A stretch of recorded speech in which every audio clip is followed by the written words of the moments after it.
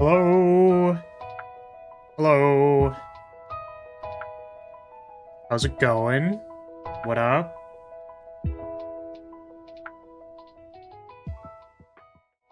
Hello? Hello, hello. Welcome, Kane Poi. Welcome. Welcome, welcome. How's it going? I am moving at about a snail's pace today. I don't know. I feel so slow today. It was another day of, like, sleeping in quite a bit. I think it was good. It was a good sleeping in. Good sleeping in. Did good. But then I started moving around and I'm like, what exactly am I expecting to get done today? Oh boy. Yeah, there's a few things that I've been meaning to get started and just haven't really started any of it. I'm like, cool, awesome. Very, very cool.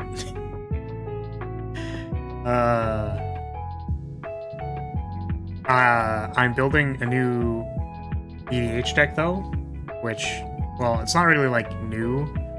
It's how are you doing? I'm doing all right.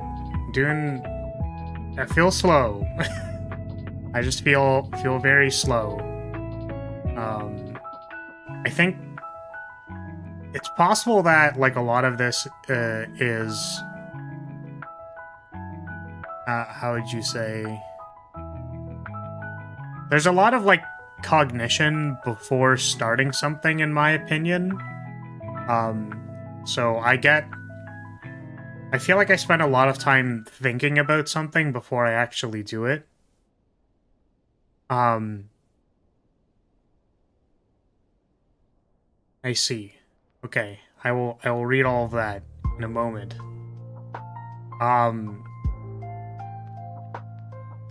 Yeah, the first thing was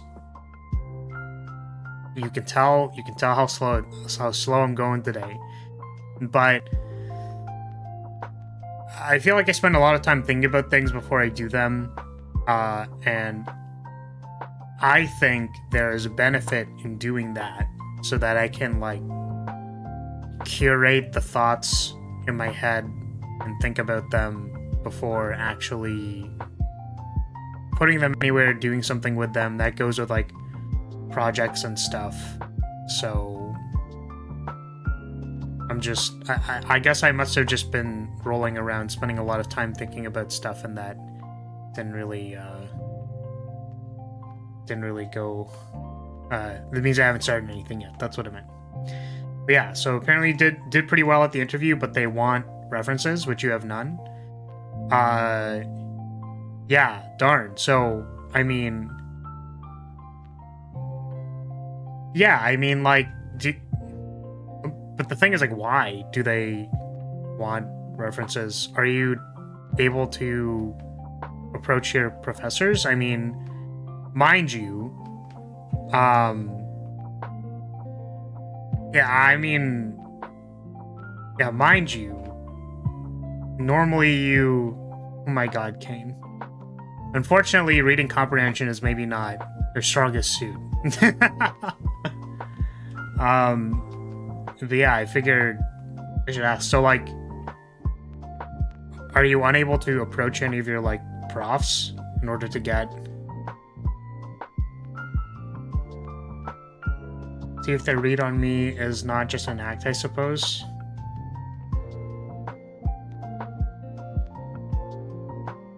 Yeah. I was gonna say you'll have to contact some professors, yeah. Okay. Well, I mean, you know, hopefully that works out. My understanding was that reaching out in advance is valuable for references, but also it's one of those things where, like, forecasting that you're going to need references is not super apparent. You know what I mean? Like, that's not really a thing.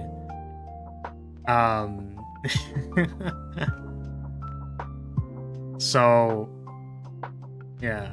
Don't contact you because you're not a professor. Yeah. Yeah, like, I know I asked one of my professors for a reference, basically. I know that there's probably some other people I could ask, but I'm not exactly in job search right now for multiple reasons.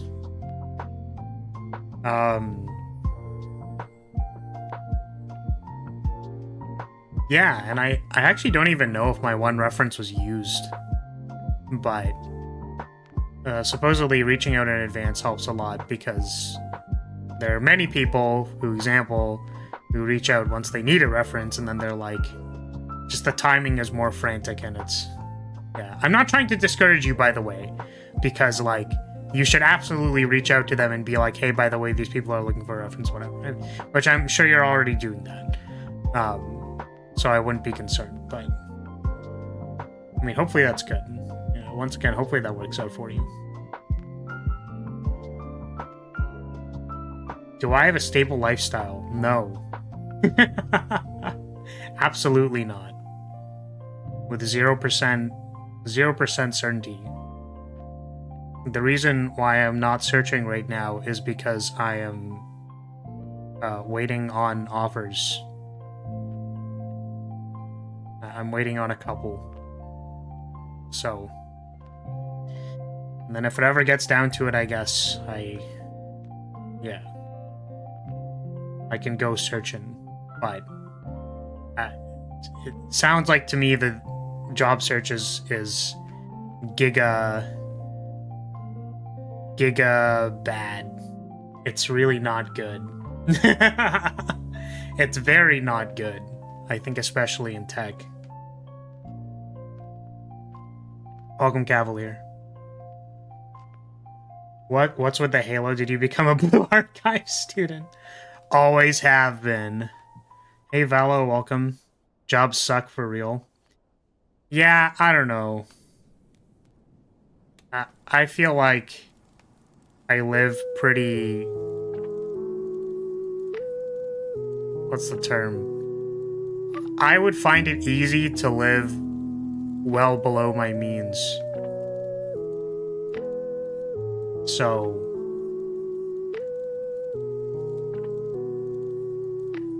You have to so you can live. Yes. I'm too tired for this right now.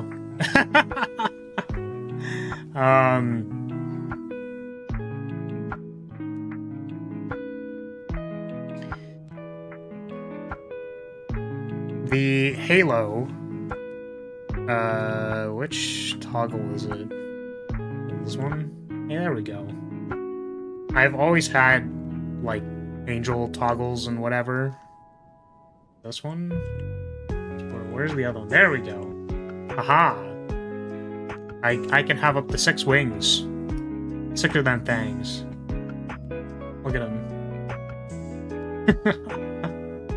They're not exactly the most impressive in the world.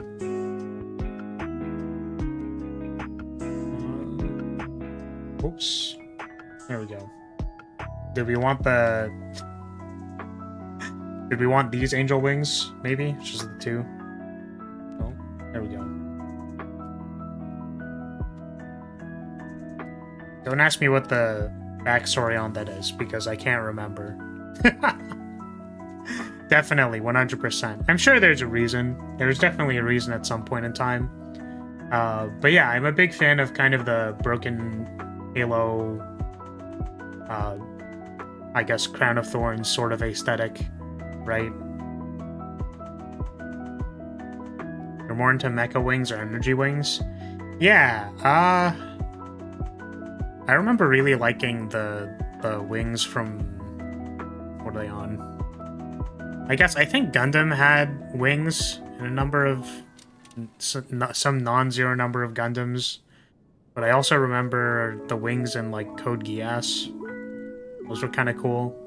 I don't frequently watch mecha, so... But used to. But I don't really watch much of anything anymore. really don't. One of these days, this model will be improved.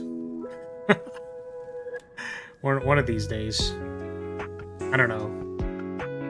It's one of those things where I feel like I was in an iteration loop, I think, for the first, like, 3 years, where I'm like, no, I want to keep improving it and improving it, and then it plateaued a little bit, I think. So now I don't really know how much better I could make it if I remade it, you know what I mean? Don't really see the ability to make this much better, so. You like Mecha, but you're not a hard fan like others? Ah, that's fair. Yeah, I mean, I always wonder, like, how many people are fans of things that aren't super diehard, hardcore fans, because if you think about the context of the person who is able to either, like, make content or be very vocal about something, for example, like having opinions on Gundam, or participate in fandom things, right? Maybe this is from my own experience, but like, I don't interact with, like, fans of things that I like, if that makes sense, right? So I like VTubers, I watch VTubers, I don't, like, interact with them at all, right? Like, I don't interact with fans, I don't, like, leave comments on anything, I don't participate in Discords or forums, or, like, I just appreciate the thing, and then, like, that's good enough, and then I just don't really, like, worry about it. I mean, I guess it's because I have friends. That's a really funny way of saying that. That is not how... I didn't mean to say it like that. But it's like, I have people to talk to about it who are, like, my IRL close friends. You know what I mean? So I talk to those people about it. So therefore I don't feel the need to, like, talk to a Discord where I don't know any of the people about the thing. Which, again, maybe... I don't know. I kind of wonder how people... I've always wondered how people engage with stuff like Discord, right? Like, there are fan Discords of things, and, like, it's just not very appealing to me.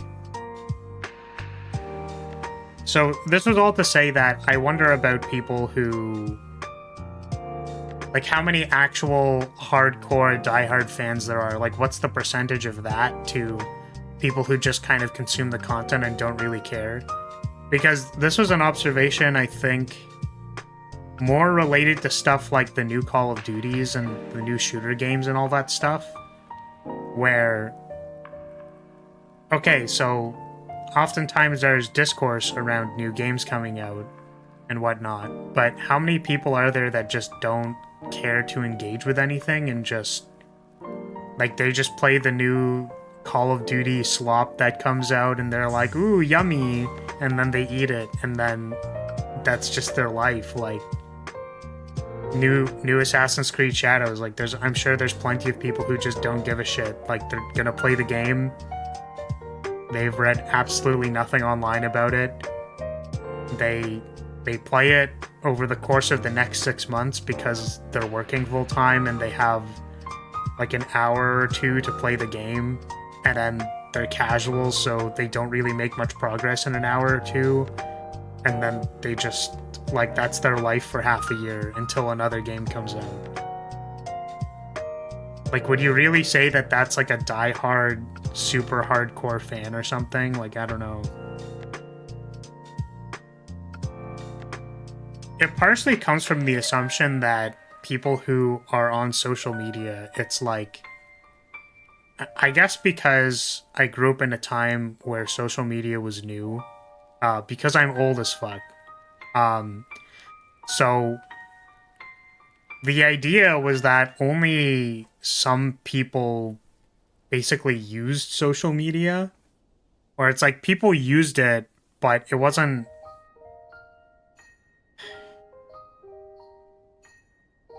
I want to say like it wasn't clear what the function was, but it was more of a like.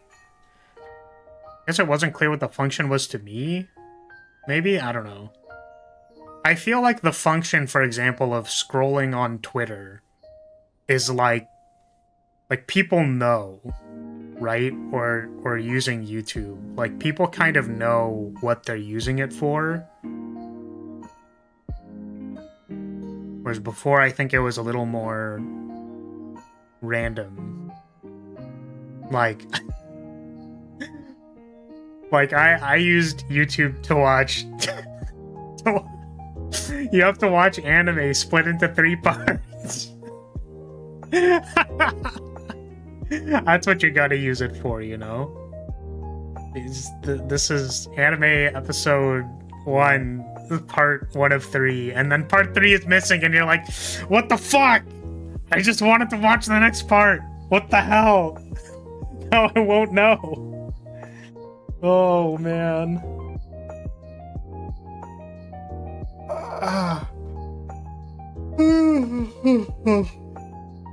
Yeah. Oh, and I never really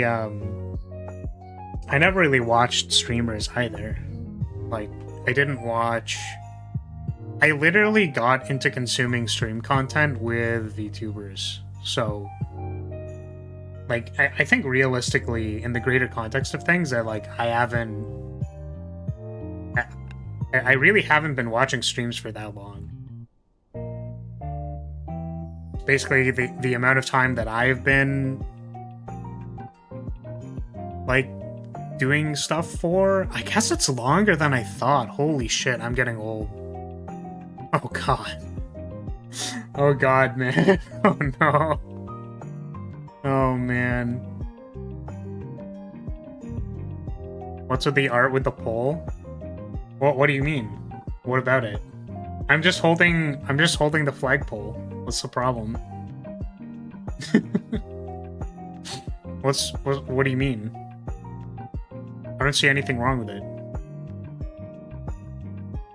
It's a little unfortunate. I'll probably post the full art eventually, but the perspective on the end of the flagpole is a little off, so it looks a little strange. But yeah, I don't know what it is with whenever I request skebs and the artists really want that flagpole like coming out from between my legs. I literally don't include any of that on the request. I literally just say like, hey, draw thing, and then they just like put a flagpole between my legs. So, you know, I guess that's fair. That's true and real and based. Why do I have to be so thick? What do you mean, why do I have to be so thick? It's because I am thick. I also really like that person's art. I wish I could request them again, but I can't. I don't... I don't feel comfortable spending more money. Partially because I made a new... I was saying before, I made a new EDH deck, which people who don't play Magic don't care. But it was an older deck. I made a lands deck previously, and the commander was Thalia Gitrog monster. Now the problem with that as the commander was that I had to remind people that their lands and creatures enter tapped, and people have an unreasonable hatred for having their lands and creatures enter the battlefield tapped. It's like, it is a piece that slows people down, and I understand that, but I think the degree of hatred that people have for it is unwarranted. Because the way that I see stacks pieces, in my opinion, or anything that slows the game down, I guess, is that, well, there's a couple of different ways of viewing them, but one of them is legitimately, okay, if you invested your time in playing this card that makes my lands enter tapped, and my creatures enter tapped, then I'm just going to play the game in a way where that doesn't matter, and also you lose because you spent time playing these stupid stacks pieces and then didn't actually like win the game.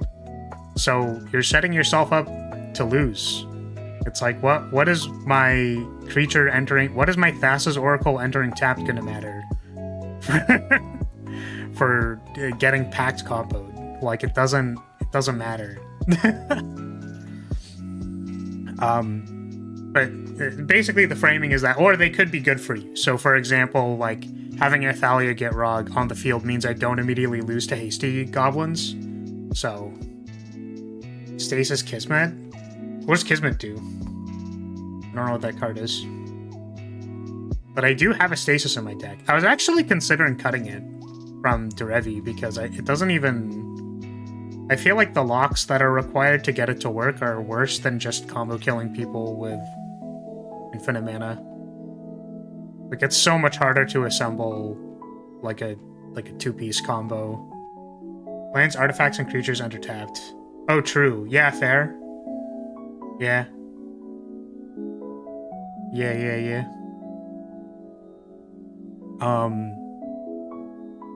Yeah, the point is that, like, you know, if you have a lock on the game, it's reasonable to concede. If it's, like, just an annoying stacks piece that you can play around, like, I don't really see a problem with it. So my point is, people are a bunch of whiny babies, but it did make me want to not have Thalia get Rog as the commander. And then I think it's Modern Horizons 3 is the set, maybe? There's the Necro Bloom. And I was playing Sultai lands for a little bit, and then I thought that I wasn't super happy with the deck. Because the deck was Zimone and Dina, and it just felt like you have to untap with Zimone and Dina for her, like, or for them, I guess, 'cause two people, for them to be useful, and then you also need to have material. Whereas I feel like if you have the Necro Bloom, and then you play a land immediately, you get value immediately, and then if you draw cards immediately, then you can judge lands immediately, and that, like, is already pretty good. So, like,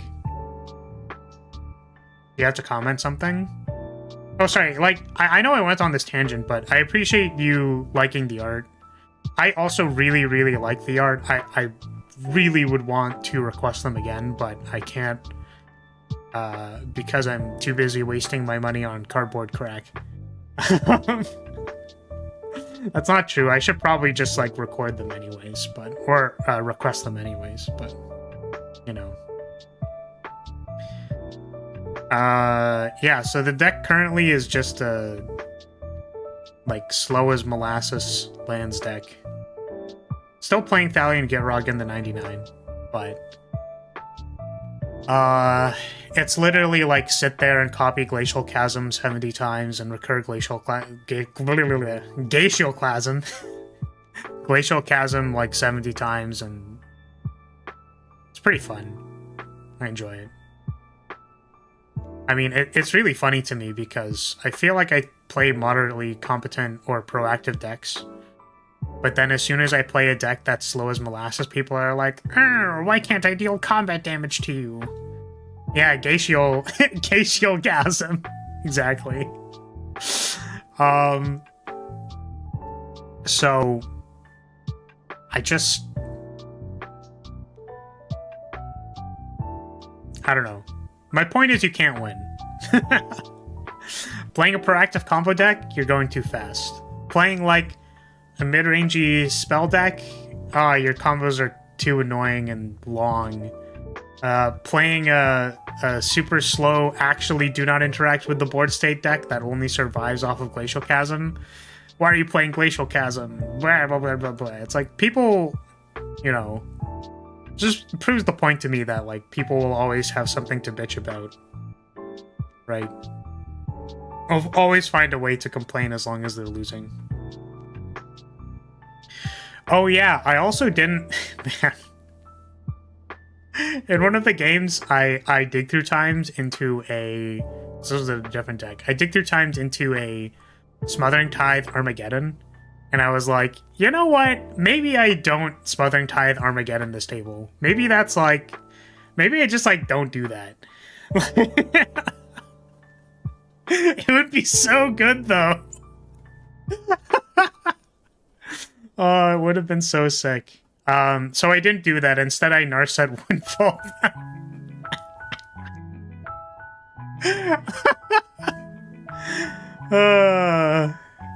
Yeah. Yeah. Great. 2-card combos. 2-card combos. I actually think... I'm pretty sure I ended up losing that game.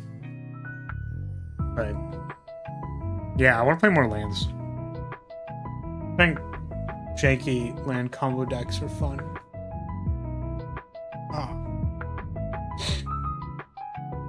Finding something to complain about is easy for people? Yeah, for sure.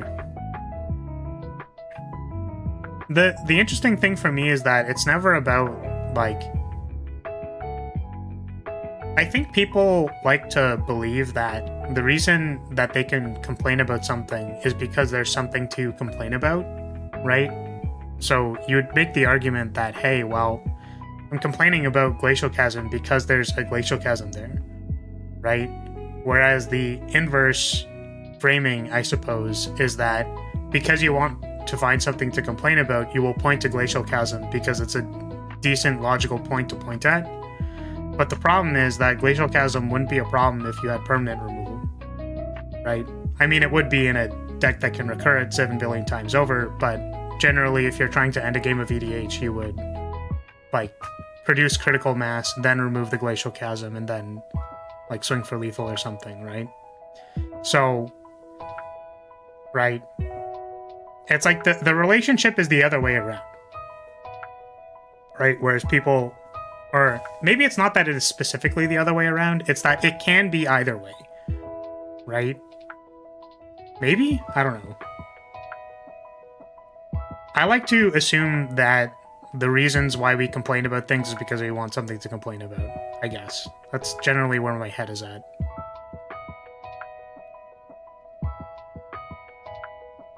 It's like, why would you complain that the game is... why would I complain that Slay the Spire is bad? Maybe because I'm losing. I don't know. The thing is, like, there can also just be things that are more or less objectively... like, you can make objective arguments, right?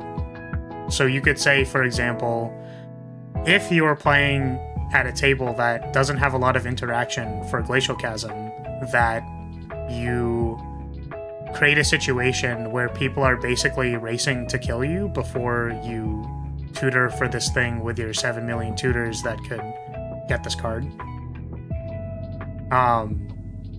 And that's not really a fun dynamic to play against, I think, as far as game design is concerned, especially considering what the standard perceived experience of EDH is. So, which to me is like kind of battle cruisery, mid-range play. Like, people always talk about how they had like 2 doublers on board and they made like 800 tokens and had all these crazy explosive plays, which could only happen over the course of 3 turn cycles, right? Of like tapping out for these doublers and whatever, right? So if that's kind of the casual or perceived experience, that like that plan being threatened by this thing that you can't easily interact with, you could say that that's not a very good game experience, right? But you could also build a better deck. Lamau XD.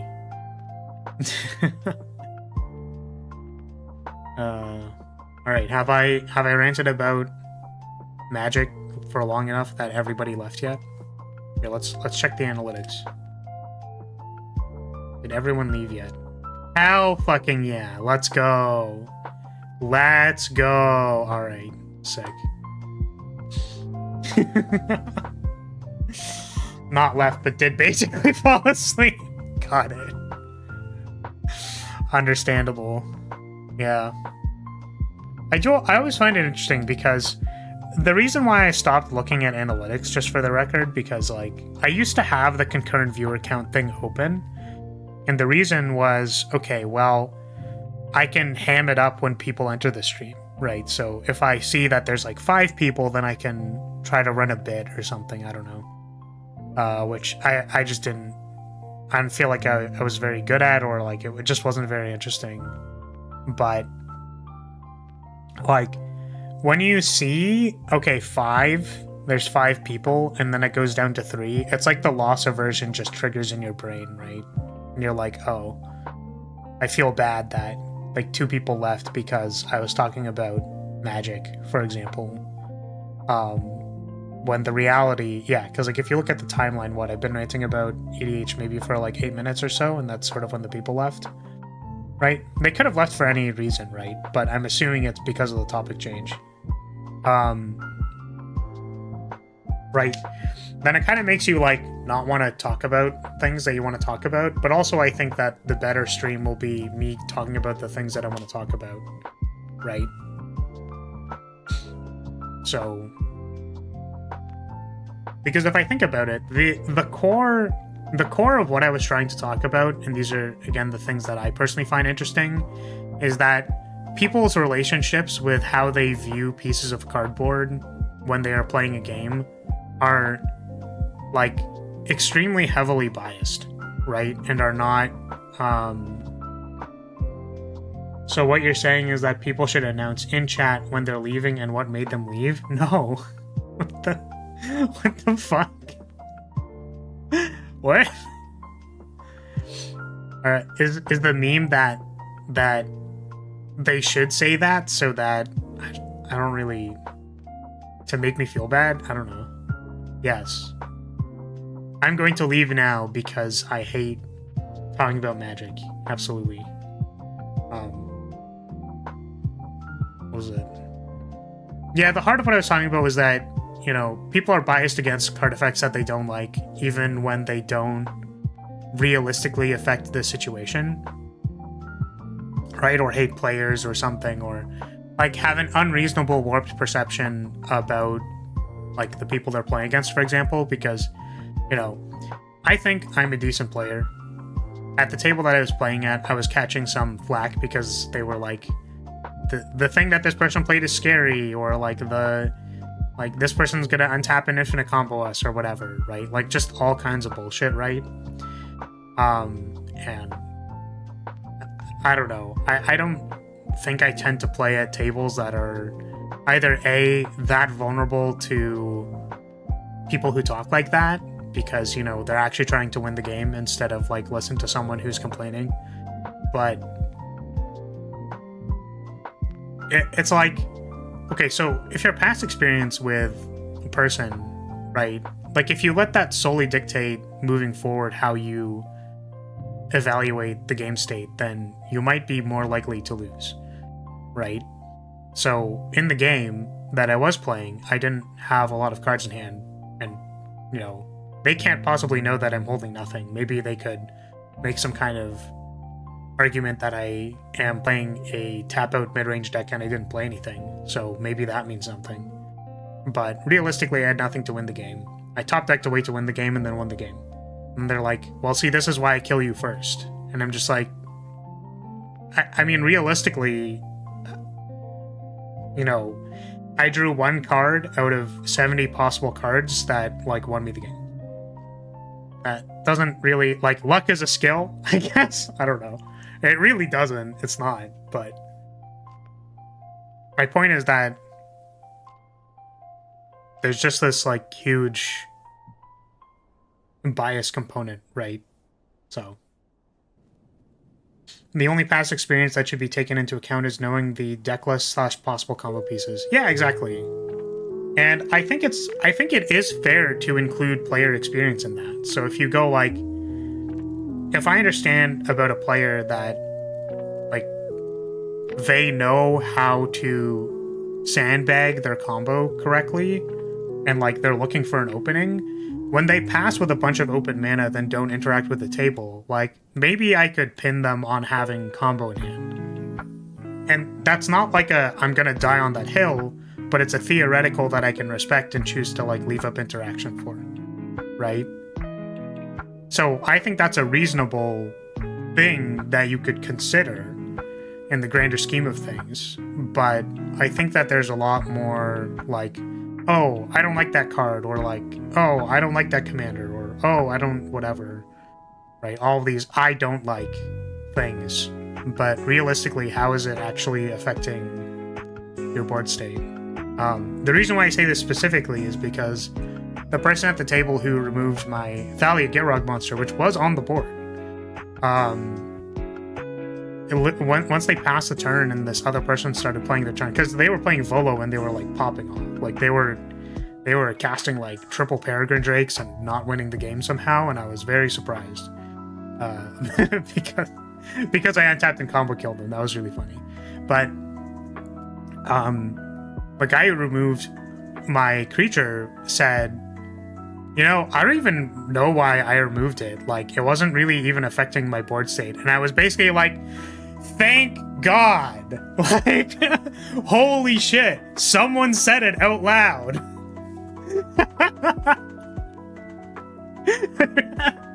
They were dead ass. Like, that card wasn't even really affecting me. I don't know why I removed it. And I'm like, yeah, it's almost like there's this Volo on the board making triple Peregrine Drakes. Have you considered removing the Volo? Jesus. Oh, man. Christ. Yeah, which, for the record, that player then also proceeded to cast 4 Junkwinders, and then just, like, was starting to tap down and freeze everything. It was awful. The only reason I won that game was because I reanimated a Moonshaker Cavalry and then made everything +20/+20, because all of my tapped zombies were still things to give more power for Moonshaker Cavalry. So, yeah. Top deck of the century or something. I'm back. Something got in my eye. I had to see it. Okay. Is your eye okay? Did you get the thing out of your eyeball? Sorry, I got lost in the sauce again. The point is, it's like, I don't know. People let a lot of things get in the way. And I guess the other way of framing it, or the other observation, is that, like, they want to be mad, right?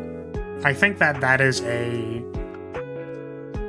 just a thing I need to accept more, is that people want to be upset about things. So for example, someone who's taking over the game but doesn't necessarily feel like they have a lot of control in the game. So, like, agency is something you feel as a player in the game, right? So if you feel like you don't have a lot of agency despite the fact that you're, like, popping off or, like, producing this, like, huge or big board state or something, then, like, that person might then be, like, frustrated, uncomfortable, and then, like, as soon as something gets in their way, like a Thalia Gitrog, which isn't even necessarily getting in their way, like, what does that mean, right? That they then point to that thing and go, like, I'm angry, and then, like, point at that thing. So, you know, maybe. I think people like being mad.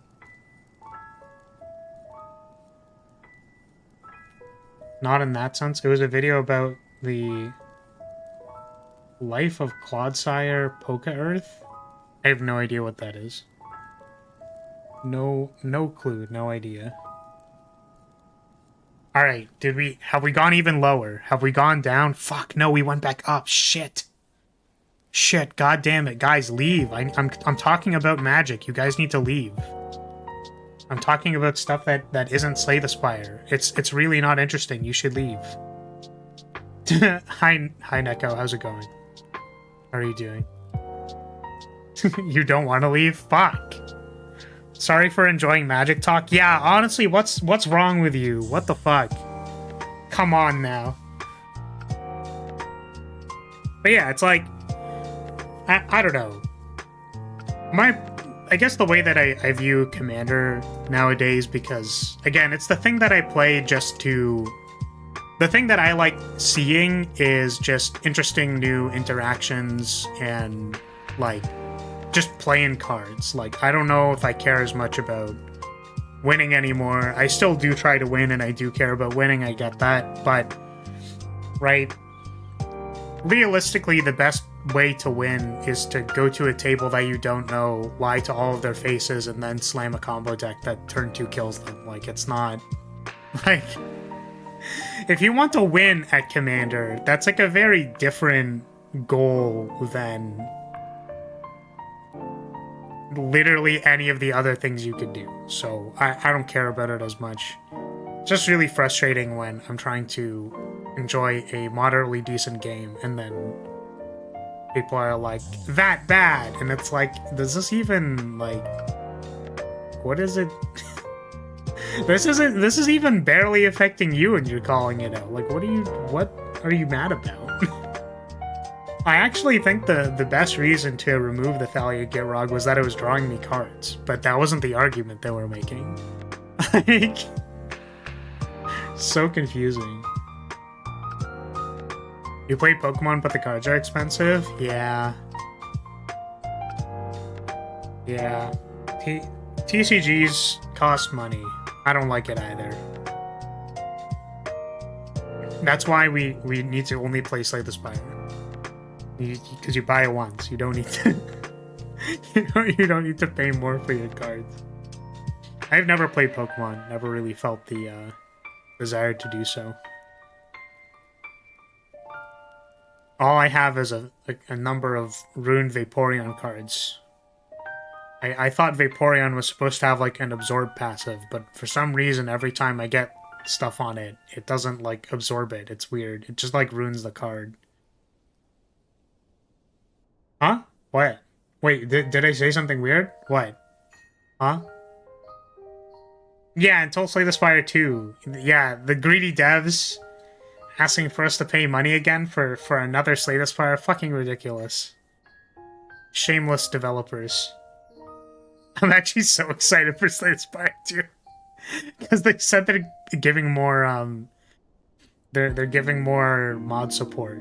Like, more official mod support. And I'm actually super excited about that. Because I want to do that. I feel like the current state of Flagbearer is, like, it's dug in. It is what it is. There's one bug that I haven't fixed and I will probably never fix. And, it is what it is. I haven't really brainstormed any new ideas, but it's probably not going to be Flexterity because... I don't know. But Flexterity, that's what it's called, right? Yeah. Strixterity. Even though that's basically what, you know, the banner is actually supposed to do. The gameplay of the TCG, Pokemon TCG is really interesting. I feel like it had a game of it, it would bang. It would be a banger. Just imagine the amount of barely functional, super overpowered modded characters with easier mod tools available. Yeah, of course. Yes. Yeah, and probably, like, I wouldn't mind starting up Design the Spire again once mods for Slay the Spire 2 come out and all that, because, you know. I feel like Design the Spire was hard for me. I'm pretty sure I said this before, but it's like... It's hard to tell when... It's hard to design in a vacuum. I think that's why. So, like, I can play something and maybe try to think of some stuff, but there's no guarantee to me, or, like, it's not clear to me whether or not that's the correct decision. Right? So I might say some shit, but I don't know. They're just opinions.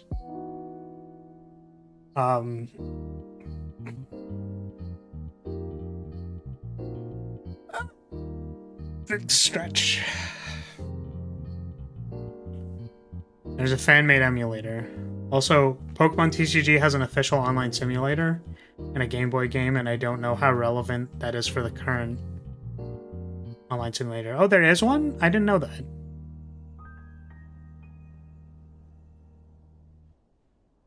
TCGL? Is that like the online version? I didn't know there was one. I'm pretty sure I saw a friend one time playing some kind of simulator. You can basically play everything for free. I have no idea. And I don't know what the context for what kind of deck, format, game, or whatever she was playing was, but she was playing like an Articuno deck or something. And the Articuno had like 70 energy attached to it, and I was like, what the fuck is going on? Like, what the? Yeah, I don't remember if it was Articuno or something else, but it was blue, and it had a lot of blue energy attached to it. That's what I remember. Hey, Rance, welcome. Not much. I've just been yapping. Mostly about Magic. And how when you play multiplayer Magic, people are even dumber than normal. That's what I'm gonna say. I don't have a high deal of respect for EDH players. You kind of want to get back into the game again? Pokemon TCG? I know that my friend... my friend buys a bunch of Pokemon cards just to collect the art, basically. Which I'm sure a lot of people do. Oh. But he buys all the... He buys trainer cards. all the cute anime girls. The only format I'd be remotely interested in is the one without GXV tag team and all that. I know it exists, but no clue what the format is called. I have no idea. Well, you don't want to get tag teamed in Pokemon? What's the problem? What's the problem? It's just stupid. It's just stupid. Oh, man.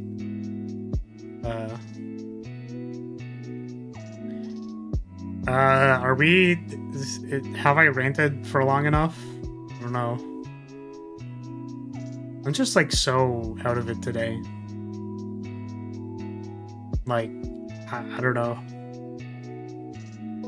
I kind of wish I was still sleeping. I'm so eepy. Maybe I need to drink more coffee. This coffee is... It's been sitting out here for a while. I don't know. Yeah, it's cold as shit. It's very funny. Surely the run will go well.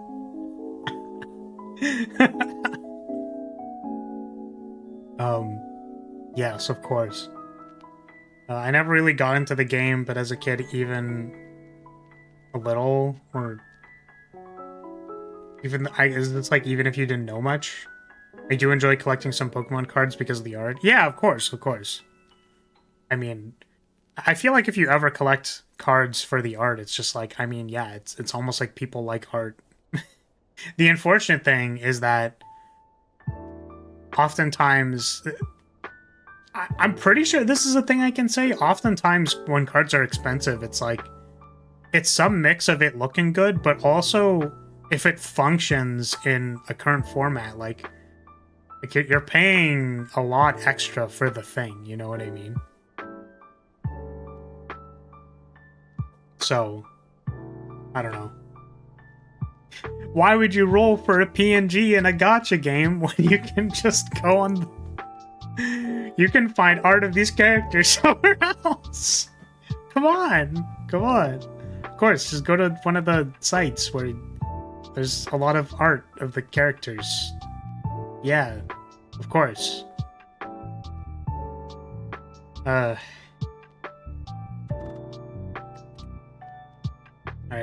Let's lose a run.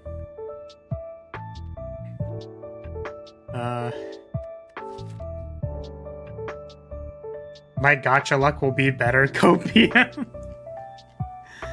Oh man. 1, 2, 3. Late shop 3. Only 1 bonfire. Shop and bonfires, but there isn't like a thing. Wow, these paths suck. And I say that they suck because I need bonfires in order to succeed. Because I suck at this game. There's like 2 elites, 2 bonfires before each elite. There's like... There's a bonfire in between those 2 elites. I guess that also works this middle path. And then I missed the shop. So I guess if I'm healthier, I'll take the burning elite. And if I'm not healthier, I will not take the burning elite. Sure.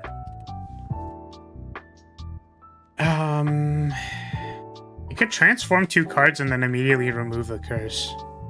That's an option. I don't know if I want to do that. I kind of want to do that just to try it, even though it's probably bad. I'm gonna do it. Let's transform this defend and a strike. Impervious and offering. It's really funny how that's like just not even good. For Pokemon, that's not actually true. The money cards are all just the rare ones, good or not, because all the cards have dirt cheap variants. Oh, interesting. I didn't know that. Well, cool, I guess. Do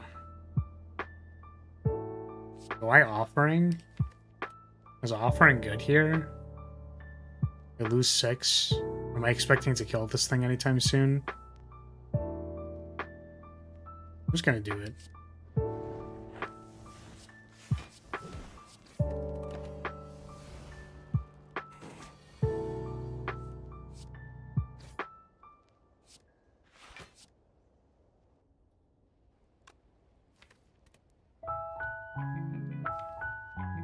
I'm drawing Bash Strike.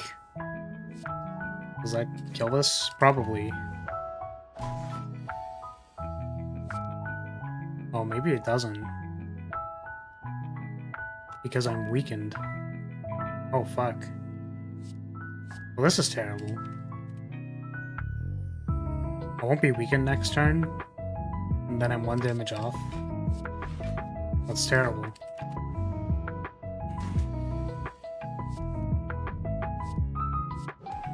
Jokes. We did it! Yippee! You made it- sorry, you made it up to Ascension 7 on Silent? Nice. Good shit. I know that the first runs, or this was my experience, I guess, was that the first runs are, like, kind of hard until you start getting it, and then you can, like, make more progression on Ascension a lot faster, but, like, I always felt that the Ascension increases in this game weren't that noticeable, right? They weren't noticeable until Ascension, I think, like 19 and 20. But basically the skill curve is like, it could be a little bit difficult to get your first couple runs off the ground or first Ascensions off the ground. So like 0, 1, 2, like you're still kind of trying to figure out the character and figure stuff out. Like maybe that goes even up until whatever Ascension. So maybe the first 10 Ascensions, you're still trying to figure out the character, but for me, it was like the first few Ascensions, then I kind of got it, and then, like, you know, you boulder your way up to 20, and then 20 is, like, kind of hard. And I think that's a good thing. Like, I don't... Yeah. I think that's a good thing. Some very tournament-relevant GX/V cards get kind of pricey. You found Ascension 18 a big jump, the harder elites go hard. Yeah, for sure, for sure. For me, it was the double boss in Act 3. I just, like, couldn't beat it a bunch of times. I mean, you can see in these runs that I already struggle, but I think in my offline runs, like, I would frequently struggle against the double boss at the end, so...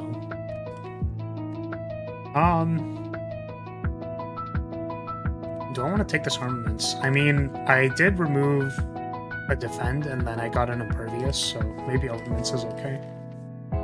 I'm gonna remove this doubt before it kills me. Oh man, but there's a shrug. Take the headbutt for damage.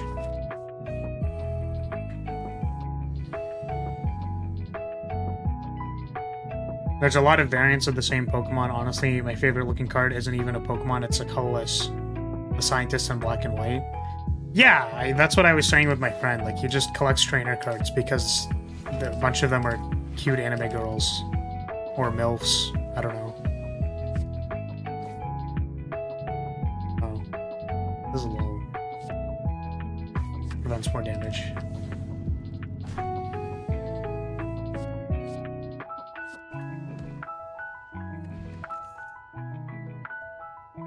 Uppercut is nice. Sure. We take those, but now I feel like I have a lot of stuff to spend my energy on. Rika is really cool. Who's that? Pokemon Rika. Oh, it's is this the scientist person?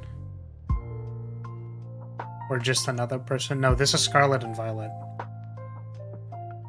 Yeah, Rika's cool.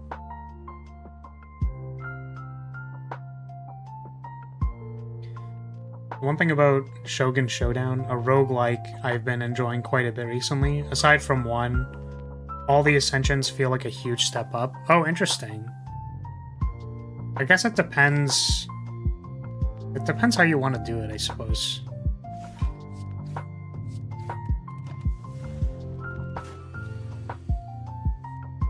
Boy has Internet Explorer haircut. What the fuck? What the heck? Pommel Strike, True Grit, Fire Breathing.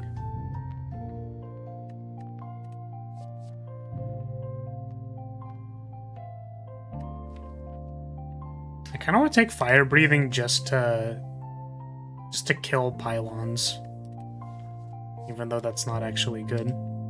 Can I kill pylons without it? Probably. Take this Pommel Strike. Weirdly enough, one of the least impactful ascensions is the one that cuts your max HP in half. Interesting. I could think of a number of reasons why that's the case. Evolve is a better answer to Tri-Sentries. Yeah, so that you can draw a playable card instead of, like... Because if you Fire Breathing sentries on, like, 3 dazes or something, they're still attacking you for 20 unless they die, right? Whereas if you draw cards and you can actually block them, that's better for you. Ugh. This weaken's really annoying. Is it time to offering? Or can I do this without...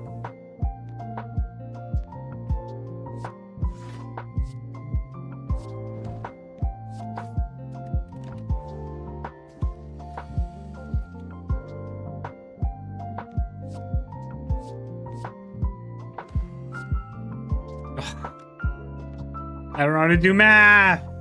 I can't do math! God damn it! Why is my math so bad?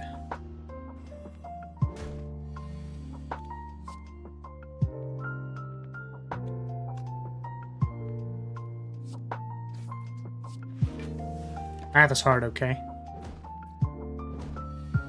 I think math is particularly hard when you literally don't do the math. Okay, well, we ended up needing to use the offering anyways. That's very funny to me.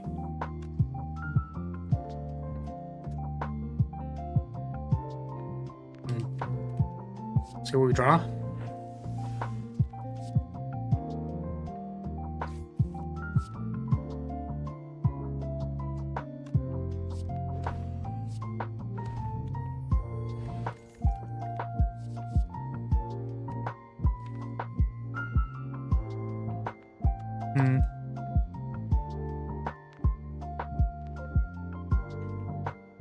It's like I kind of want to upgrade this Armaments and the Pommel Strike, maybe.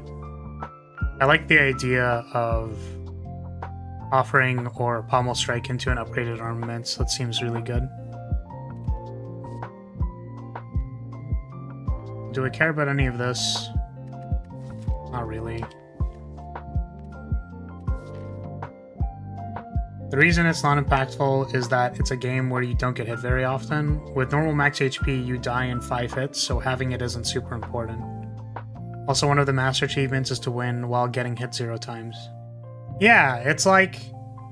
I think it's the same kind of idea as like Souls-like no-hit runs and stuff, where in any game where you can manipulate the system to take 0 damage, and that is like contingent on skill more often than mastery, or sorry, skill more than it is randomness.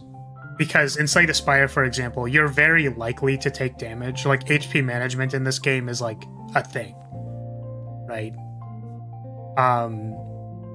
Then you're just like, okay. You can make it so that we're gonna half your HP, but what that actually is saying is just, like, interact with the game system so you don't take damage. So, for example, Armored Core has a lot of chip damage. It's also comparably a Souls-like. But there's just so much chip damage in that game, like, doing things with no hit doesn't make a lot of sense. I'm sure there are people who've done it, but the context is less obvious, I think, for that. Knob! Maybe I could have upgraded the Pummel Strike.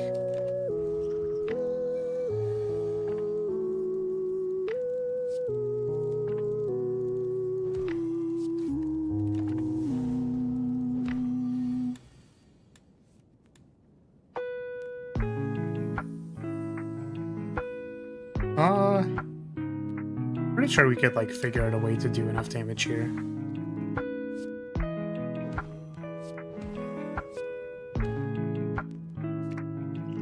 Monk.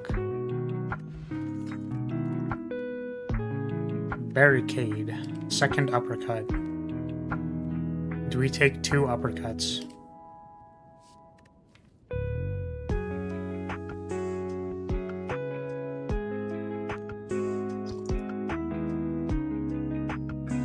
I never know what the context is to taking Barricade.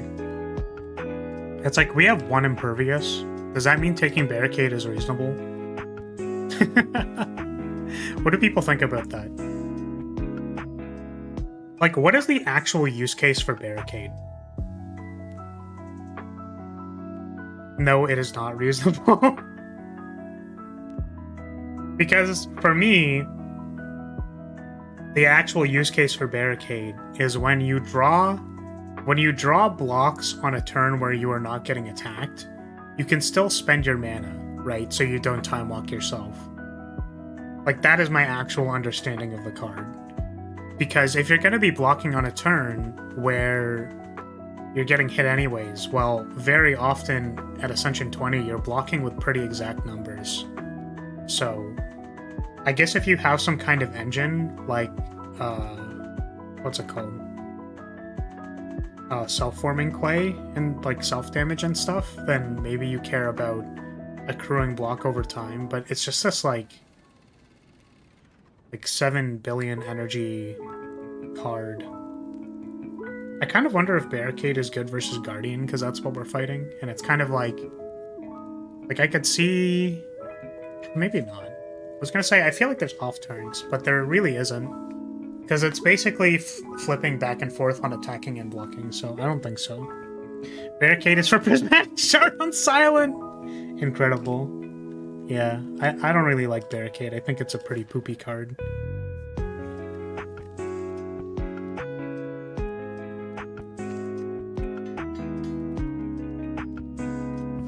Peak Kino! Ah! Barricade is for trapping noobs. Well, that's what I find interesting, is that my understanding is that the devs of this game, like, what they said was that there should be a use case for each card. Like, they were on a GDC talk where they said effectively, or I think verbatim, basically, is that there should be a use case for each card. So, It's possible that Barricade is maybe just balanced for Ascension, because they didn't start with Ascension 20, right? Didn't it only go up to 15 for a while? So it's possible that they balanced it for like Ascension 15. Maybe. I don't know.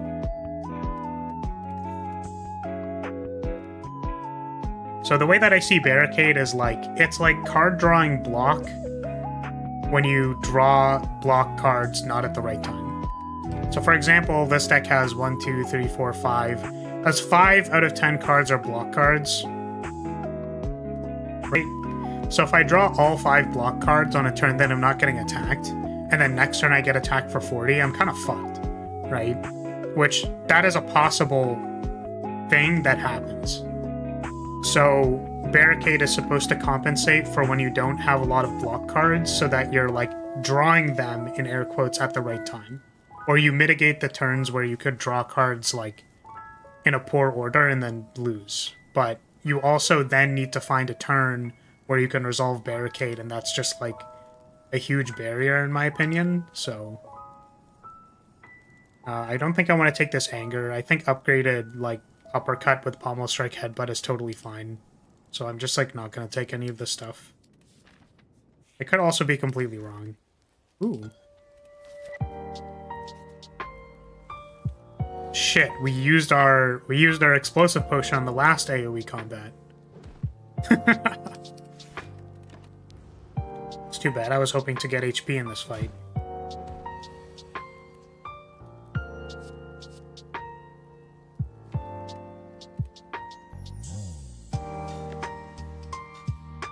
This sucks.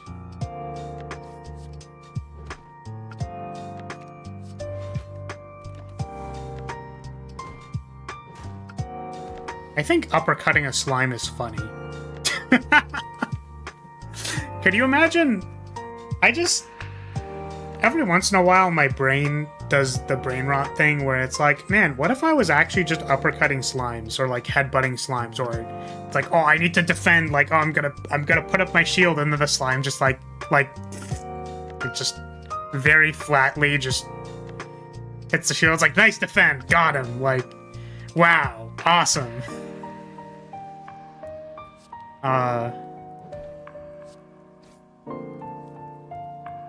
Why did you use your potion? You could have saved it for this fight, or you'd also save it for a better occasion. Of course.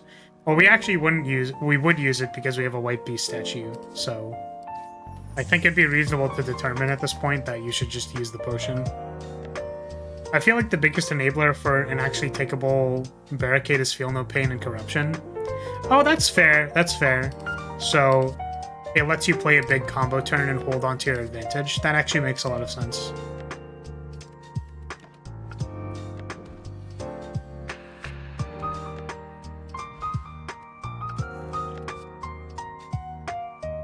Dropkick is nice. Big dropkick. I feel like I need maybe some defense or something. Do I have any scaling? I don't, right? I guess armaments? Get like armaments. What were even armaments? Bash? Oh, I could resolve the bash first, actually. That's important. Is it better to resolve the bash? Probably. Oh, wait. Oh, fuck. Oh, I was so close. I was like, oh, I could uppercut. What's upgraded offering do? The 3? No, it's just more cards.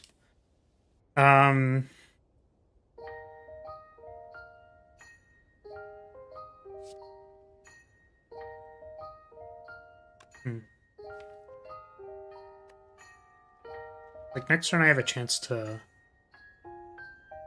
block. I think I just want to blow the offering now, and then just play many things. So that's also why it didn't work on Flagbearer. Flagbearer doesn't have decks that run out of steam like Ironclad, because they have very consistent block. Sure. It's waking up turn after you bash regardless, so might as well wake it up now. Yeah, I think so.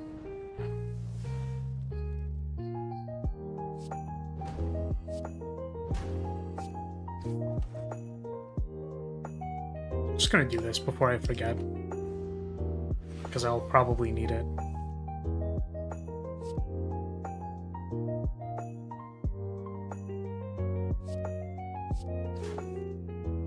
Ooh.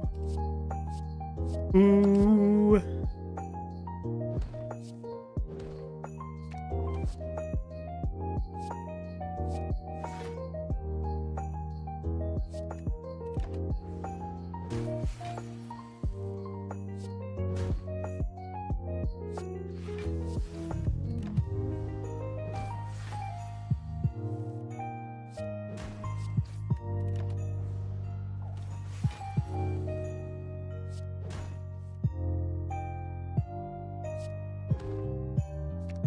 Oh yeah, we didn't need it, but I was like, oh, we're popping off now, we're going.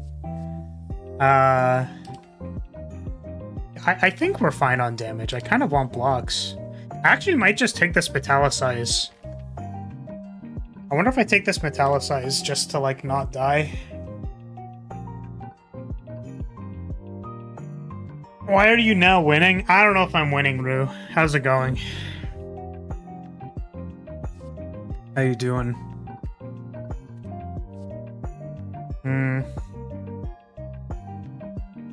What does this do when it's upgraded? Oh, it costs 0? Interesting. I never take this card. Is this card actually good? Metallicize is not a great card. I agree. I'm just like extremely low on block. I'm like super, super low on block. And Guardian kind of asks you to block like often, so I kind of want to take it.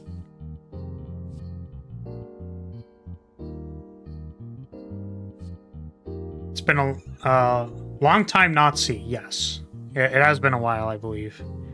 You got unemployed, and now I'm back on the labor force. Hey, congrats! Nice. Havoc is sometimes clickable, I guess. Yeah, I have no idea. I'm gonna try taking this metallicize to see if it can compensate for how low my block is. I would preferably also want to get a block card, but I'm wondering if this is good enough.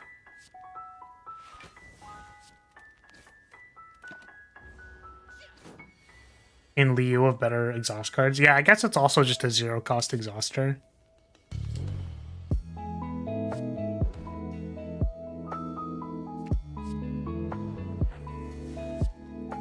Fuck. I'm bad at doing math.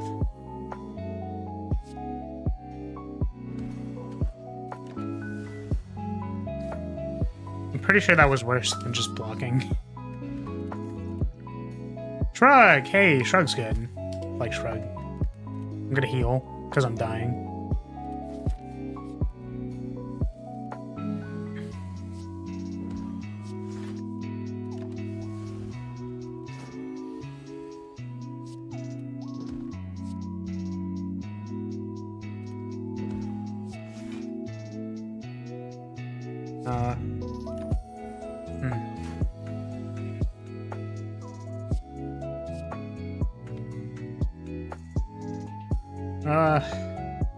Man, why does my brain not work today? My brain hurty so hard. I feel like I should stop saying my brain doesn't work, because like it's very likely that my brain is working, and then like I just keep saying it, you know?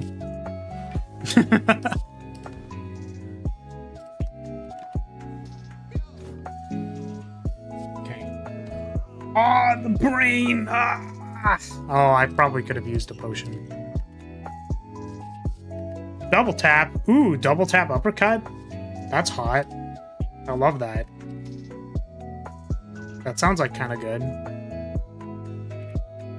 That's like probably good, right? I think that's probably good. I'm gonna take it. Let's do it. And then I'm gonna upgrade... armaments. It was armaments. Because we have ways to burst draw. Oh, maybe I want to upgrade... I also want to upgrade Pommel Strike. Or I do want to upgrade Pommel Strike, but maybe I could have considered that. Ah, funny bad dropkick draw order. Armament is worse than defend because it adds another decision point, thus draining your energy faster to make later parts of the run harder. Yes. Armaments Plus is just better though? For what? Then upgraded the other thing? Ooh, offer. I was like, can I offer here and like kill it? Or make it flip? Let's see if I can flip it.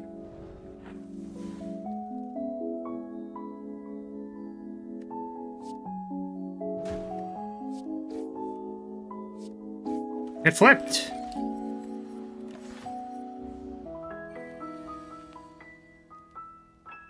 Then defend plus because it loses the decision point aspect. Ah, you know what? You're correct. Because it would just be better. Because everything gets upgraded. Yeah, so we're gonna get 3 at the end of our turn. Nice.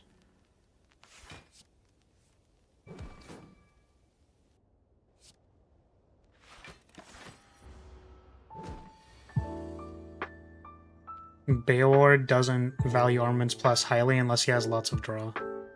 Yeah, I agree. I actually think I got that perspective from Jorbs. But the way that I see it is that I'm trying to resolve offering plus armaments, or if I upgrade Pommel Strike, I'm trying to assemble that. So it's like, maybe armaments is good when you draw 10 cards, but my understanding was you just want to draw more cards than normal. And it was like, fine there, I think.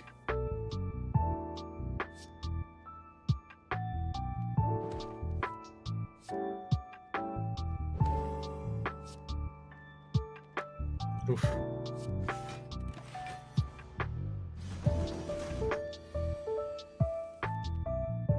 What's a place to get your Slay the Spire perspectives from? Most top players tend to agree on what's good. Yeah, I guess the reason why I said it was less that I got this from another person, and it was more that the logic that makes that perspective, I think, is congruent. Like, they both acknowledge that part of the reason of what would make armaments a good card is that you need to have more than 5 cards in your hand. Armaments is not good enough to simply, like, upgrade a couple of cards in your hand. Like, that's not a good enough reason to have it.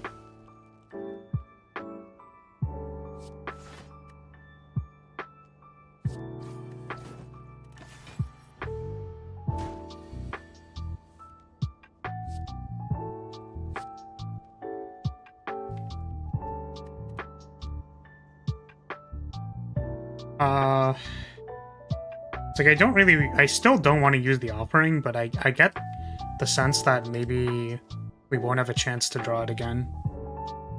Because we have, what, 3 turns?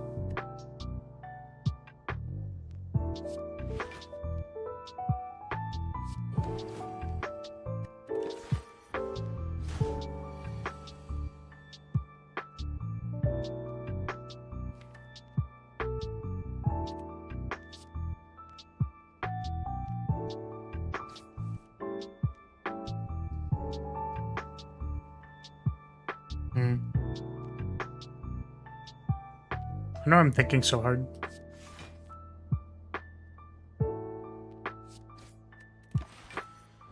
This is like basic stuff. I'm like, do I want to, am I trying to do something else with this armament? It's like, bro, he's already dead.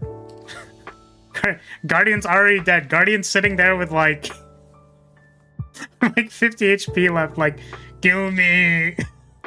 Just kill me. I guess we don't have any strength modifiers, huh? It's too bad. Exhume, Barricade.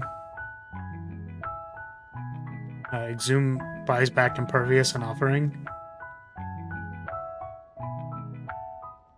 I don't know if that's a good enough reason to take Exhume. But I don't know if we want to take Barricade. Guys, we took Metallicize, which must mean we should take the Barricade, right? That's how this works, I'm pretty sure.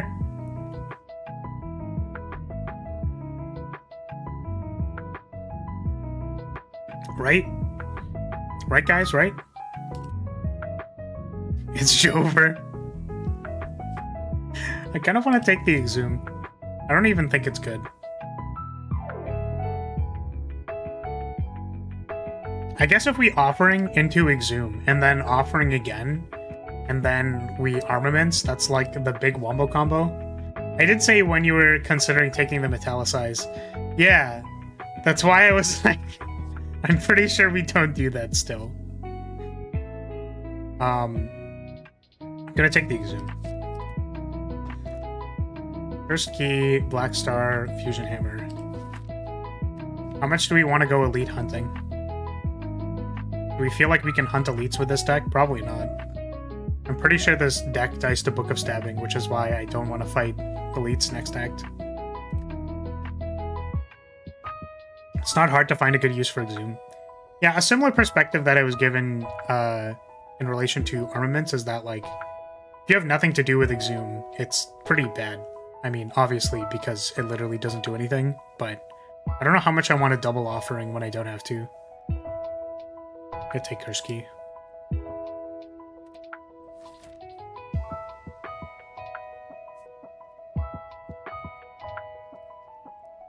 Yeah, I guess the question is, like, do you simply not take any of the cards and then you just pass? Because all of them are bad. There's 3 elites here. There's a late shop. I kind of want the early shop. There is... So this early shop on the right side with bonfire after the elite. No bonfire before the second one. Excuse me, similar here. We don't have, like, a good set of bonfires on the, like, far left side. Or this middle path. Middle left. So I think I just take the right path. We're gonna cut through here. If we're healthy, we'll fight another elite. If not, then we're gonna fuck off. Okay.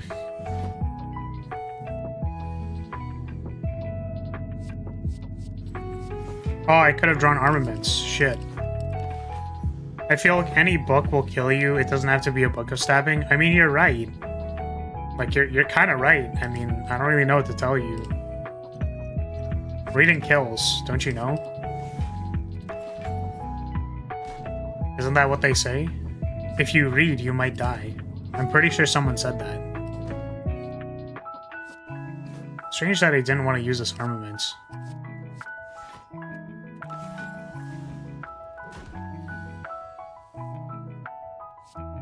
I mean, if I play terribly and then I lose, I mean, whose fault is it really, right? I'm pretty sure it's chat's fault. Iron Wave is a block card. So is Intimidate. I guess I could Intimidate, Exhume, Intimidate. Is Intimidate a block card? Intimidate's basically a block card.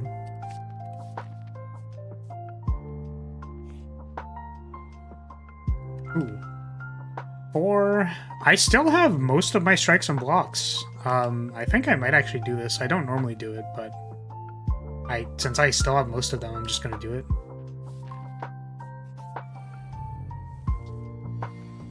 Deep. Once again, I did not play my armaments. Feels good, man.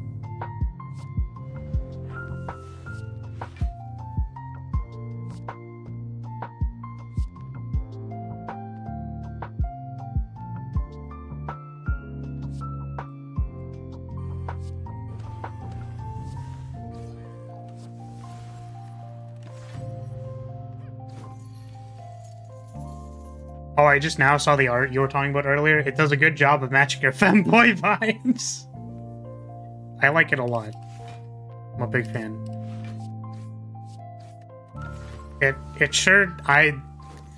Listen. I just feel like the way that I'm handling the flagpole in that image is... I've got a delicate grip, you know? And I was like, wow, that's, Yep. The face is very boy kisser-esque. Shit, you got me. Ooh. I kind of want that. Not the boy kissing, the metallic... I mean, like... I was talking about the potion, okay?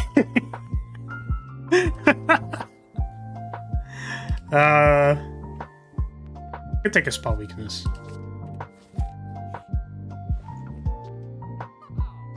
Ooh, feel no pain second wind.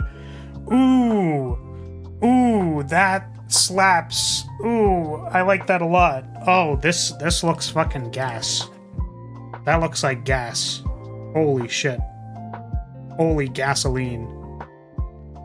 I'm gonna take this sling.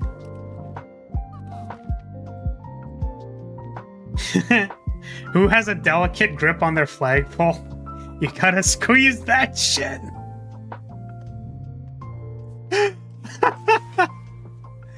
I mean, hey, I think it depends. It just depends. What, you know? It just depends. Like, what? I don't see... It just depends. What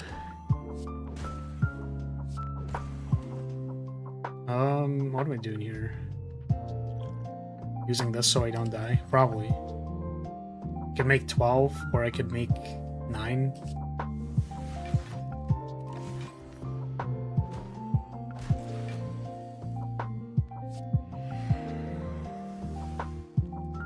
Do I... offering again? I think so.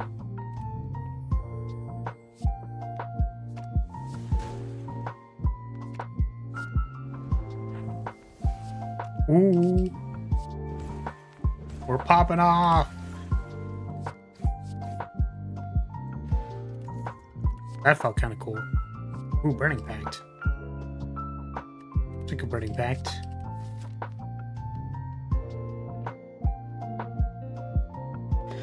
Also, shouldn't the flagpole stick out past your leg on the other side? Yes. Maybe, probably. I don't know. Yes. There's a joke here. Neko, if you haven't seen it, there's a new schedule up, which has some new art. New art. Happy about the new art. Do I need to upgrade anything? I don't think so, actually. Yeah, I just, like, really don't think I need to upgrade anything. Just gonna rest. Yeah, I'm holding my flagpole. I sure am holding it. All I'm saying is, like, why people are drawing my character like that, you know? I'm just wondering. I'm just wondering what they're thinking about, like, what's going on, you know? I'm just curious what's going through their head, you know?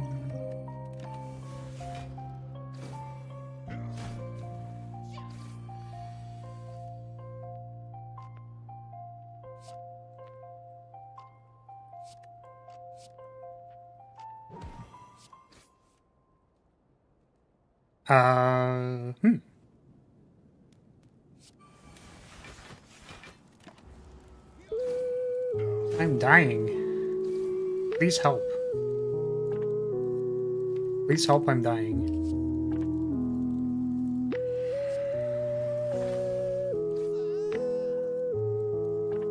Do I want to... Oh, I can't buy back second wind. They're already weakened as well. So this exhume doesn't do anything. Okay. It looks like the flag is just kind of disproportionately small, assuming it's being held in a balanced position. Yeah, it's like, it could be that the, you know, the bottom half of it is just being held in a particular way, but yeah.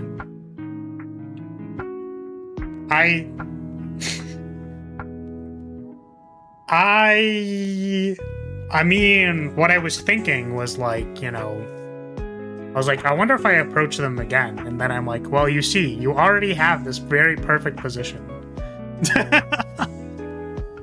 Can we change part of the context of this image? Just for science. I'm just saying, like, you know, it's like the setup's already there. Like, it's already 90% of the way there. Like, you just, like, change the grip a little bit.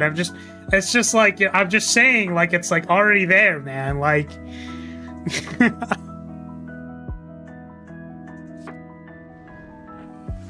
I'm just saying, okay? Like, relax. Do I want to headbutt something? Probably.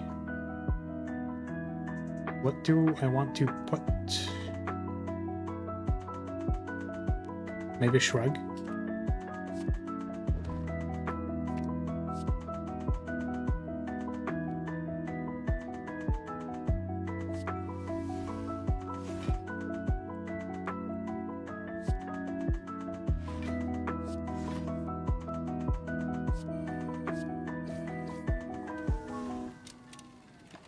Okay, good. Flyer's hand is on the middle of the pole. That seems about right, with it being towards the bottom of the banner part, which takes up a large part of the length of the pole.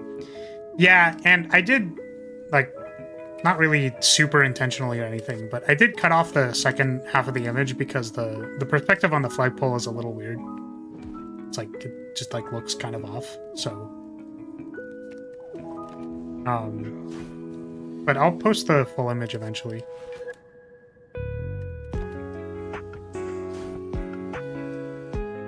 Oh my god. Oh my god. I can take so much damage. Oh my god. Dark Embrace. Insane. Hey, Toast, how's it going? How are you? Yeah, I hope you're doing well too. How's it going? I'm probably gonna end up taking the key. Fuck, it's calipers. Fuck. No, but we have like Feel No Pain and like Second Wind and Dark Embrace. Wait, but we could make so much block.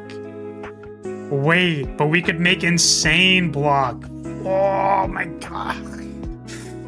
Oh, wait. It's not really? You're probably right. But I mean, like, but it's like, it's right there though. Because the thing is, like, when you don't have to pay for Barricade, like, it's so much better. You're right.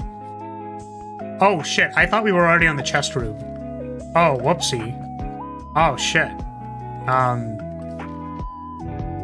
Yeah, so we just don't open this, and then we hope we can remove it by then. We're not healthy, by the way, so I think, actually, we just take the question mark rooms up to the boss.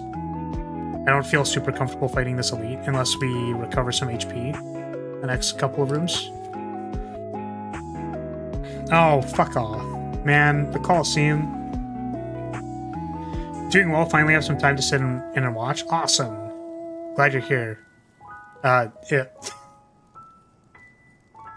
I was just thinking like, oh wow, I'm so glad you're here, and then it's like, yeah, I'm being super interesting right now. I'm just in the middle of a Slay the Spire run losing. Like, I'm sure this is exceptional content. Like, I don't know. Maybe. Always take the second fight or you're a bitch. What if I want to be a bitch? Do I double armaments here to not die? We already have this Second Wind and a Feel No Pain. And it's like, I don't think we're gonna get time to resolve this Feel No Pain or redraw the Second Wind. So I think what I do is I dupe this, and then I exhaust the Feel No Pain, and then we try to kill one of these.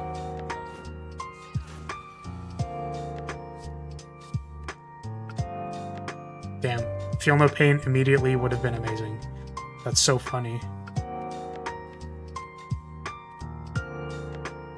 Do I want to draw? Armaments, I guess? Put armaments on top. Draw some shit.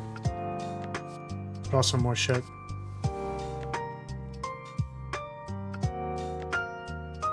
I could Offering again and then die. I could exhume and pick up the Feel No Pain to actually play it.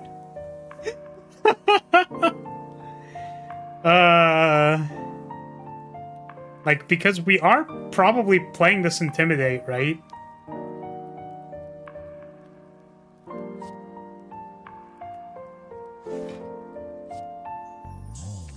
I guess this is a real thing that I'm doing.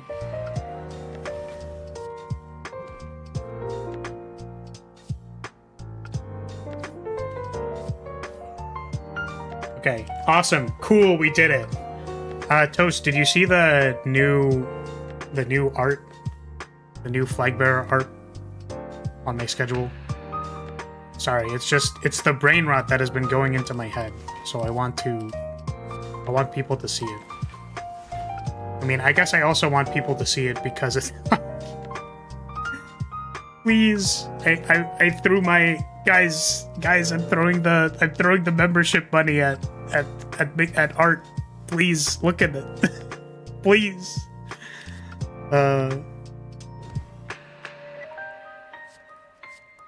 Guess this blocks it. Oh, I can metallicize, which I don't think matters. I could just double strike and kill it. Okay, there we go. Powerful. Hey, Lord, welcome. Do you post your stuff on anything other than YouTube, by the way? I do not. I'm a little too old to figure out the tic-tacs.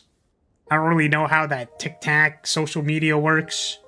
I technically have an X formerly known as Twitter, but I don't post anything on it. I would definitely say we're in our lazy arc, right? I've been at this for 3 years. I think I tried too hard in the first year, and then I tried doing stuff in the second year, and then it didn't really work out, maybe, in the way that I, thought it might have. So, we're in our lazy arc. We're in our, I'm trying to slowly die out and disappear from the internet. Which means that I need you guys to go away, okay? Like, this isn't a joke. We need to stop growing. I need people who are in chat to, like, go away and not come back so that I can, like, slowly fade out into obscurity and then not exist anymore. Satch. No, I mean, I don't know. I'm just, like, in a transition period, I think, in my life, so I'm hoping it can get better. It's just we're in a strange time. That's all I'm gonna say. I think if I was working full-time at a stable job that was paying me an exceptional amount of money, you would be seeing new Flaris art like literally every week. Unfortunately, I can't do that. But lo and behold, if I had the money to do it, I would. There would be an unholy, unhealthy amount of Flaris art on the internet.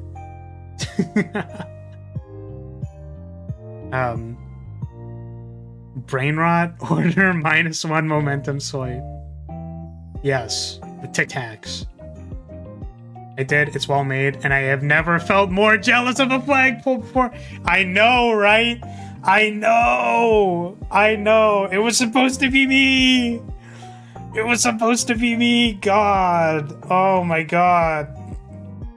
God, I've never wanted to be a flagpole so bad. Too bad, you ain't leaving until you make Flag Bearer 2. Ah, shit, you're so right. You're so right. I mean, we'll make Flag Bearer 2. I'm actually kind of wondering, like...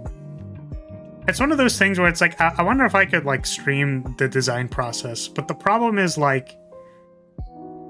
I feel like streaming the creation of something is usually a lot better when you don't need to do the actual creative aspect of it, right? So artists will frequently, or I don't say frequently, like I don't really watch art streams, but there have been a number of Ina streams I've watched, for example, where she starts at the line arting phase, because line arting doesn't require you to like, it doesn't require you to do abstract or creative thinking, right?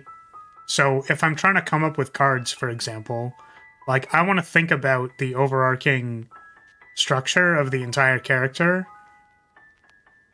instead of not that, I guess. So what would be better for stream is like doing coding tasks that you just do. I think I don't really watch Pirate Software either, but usually he has like a giant code block open or something, so I'm like, well, my understanding is he's probably like just doing tasks he knows he has to get done, and then it's easier to shift your attention between chat and the task you're doing, rather than like going for a walk and being like, how do I actually want to approach designing this character, right? That's like a more obtuse process, if that makes sense. Obscure, obtuse, I don't know. There's a lot of literature around like what people think results in like good outcomes, I guess.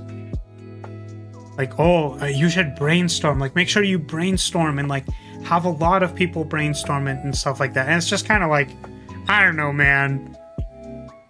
I'm a much stronger believer in you'll get your best ideas shitting on the toilet. You know what I mean? Like, just randomly it'll come to you and you're like, oh, wait, no, but what if I did it like that? You know what I mean?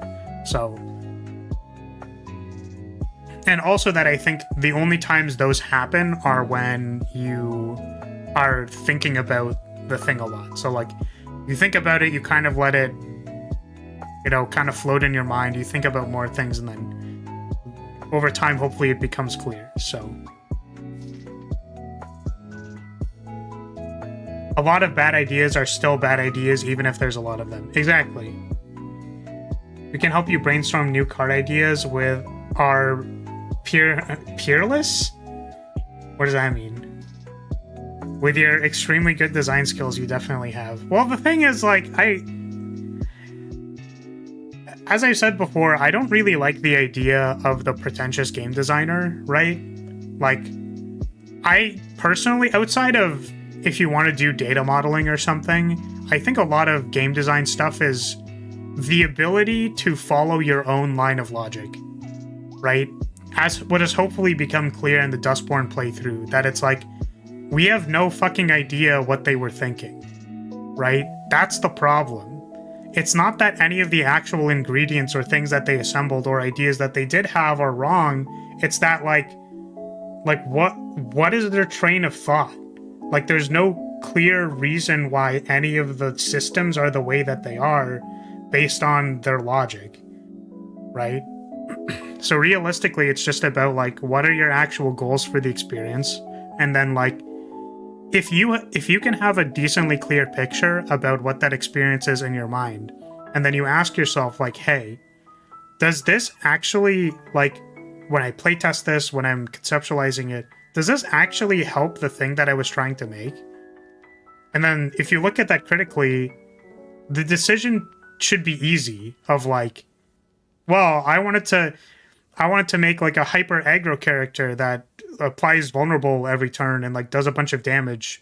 But actually, my design intent was to have a very slow character that sits there and slowly accrues advantage. It's like, those two things are clearly on opposite spectrums of how you play Slay the Spire. So, and obviously design problems are frequently more complicated than that, but I think it boils down to, like, if you have a good idea of what you were trying to accomplish, then things should be clear. Or I guess that's what, like, design intent truly is. And that's my completely unprofessional opinion. Based on being a... like, I'm in the arrogant newbie trap. That makes sense. Oh shit, am I gonna die? I'm not gonna play the Dark Embrace, I don't think.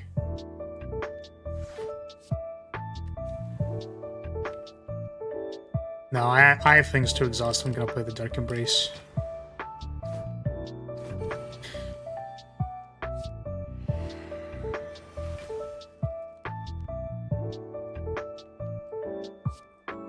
Second wind. Does Metallicize help me?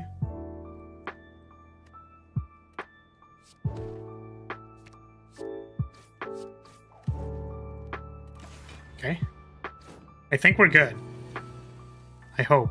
I literally spoke way too soon. I was like, I think we're good. I think we're good. 32 damage. You know what? You're right. Maybe I'm not good. Shit.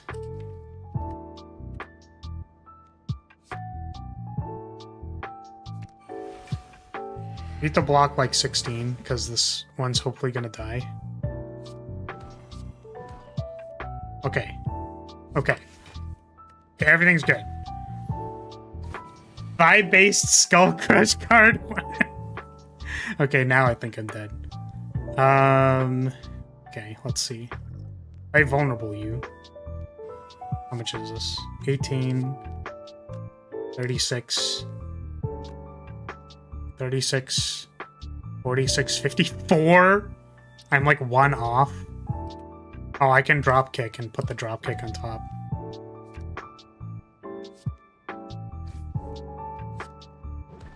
I'm in pain. Wow. I love being at 9 life with a pain in my deck. That's super awesome.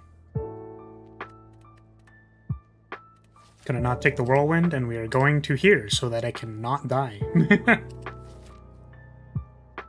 Oh, what would he even be called? Okay, we need to make a card. It's gonna be called Crush. It's gonna be called Crush. And then the actual art for it, like the real art, is gonna be me like just like hitting a slime with the flagpole or something, like a two-handed like bunt attack, basically. No, not bunt. What's it called? Like when you rifle butt something, right? So it'll be that, and it'll be called Crush. And then the beta art is gonna be the beta art is going to be a slime between my thighs, and then I'm crushing the slime. Yeah. All right, we figured it out. All right, good job, everybody. Are you that into slime, girls? I don't know. Should I instead be doing it against Snecko? Or I'm like crushing the snakehead or something? I don't know. So bonked up with your flagpole.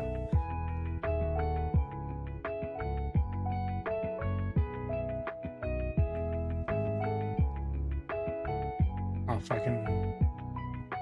Whenever I make the YouTube chat slightly thinner, I can't access the time duration confirm select for banning somebody. Okay.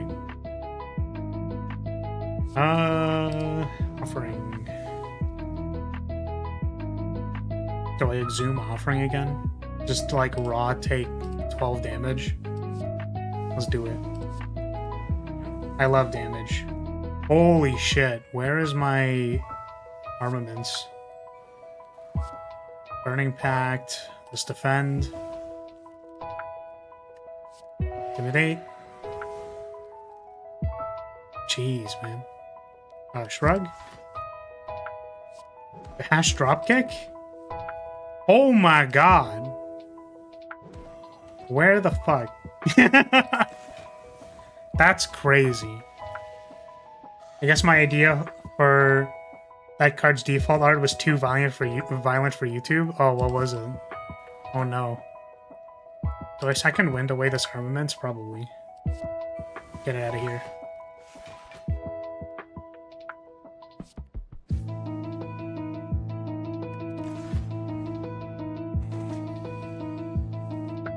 Something along the lines of planting the flag on the head and also the ground beneath at the same time. Oh, maybe like skewer is like a blocked word or something? I don't know.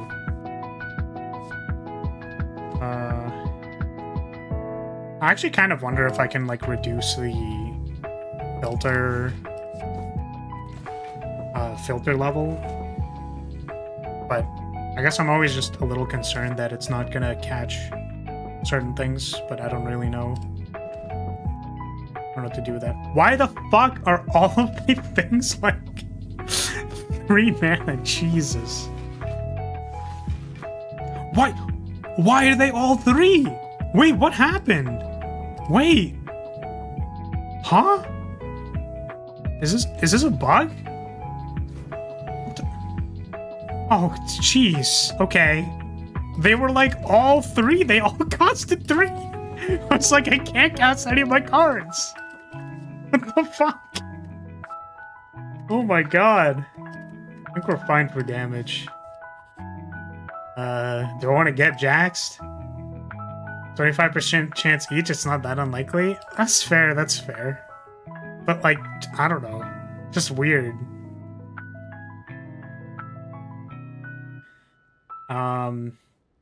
Don't want to transform 2 cards. They're cards that I don't like. I actually kind of want to transform the Pain.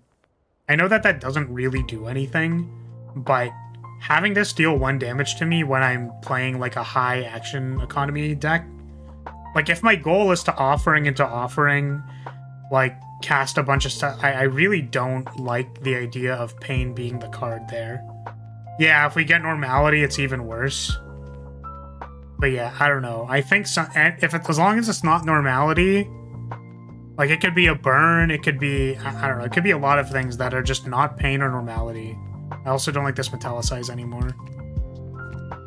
Decay. I think Decay is fine. That's the burn copy, right? Yeah. Fine. What was the other card we got? Shit, I didn't see the other one.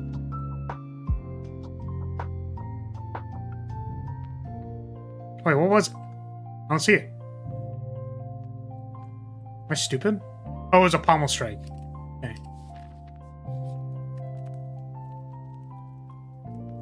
I want to upgrade something. I guess upgrading Offering makes the armament stuff better. I could be concerned that I'm at 39. If we're double Offering, we're basically going into this fight with 27 HP. I mean, that's probably fine. Pretty sure I'm the only person in this chat getting filtered for the violent part of 18 plus. I suppose so. Mayhem! Surely that nothing will go wrong with that.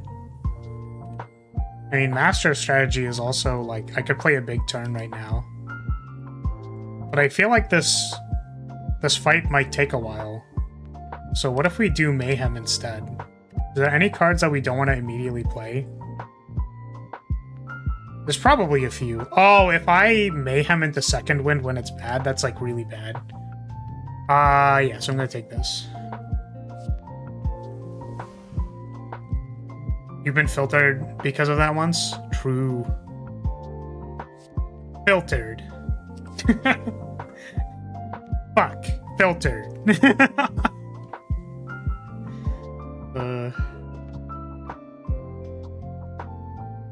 Shrug. Do I think I'm going to draw armaments again?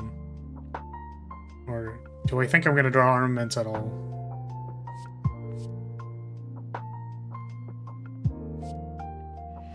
Let's try. Hey, let's go! That's literally huge.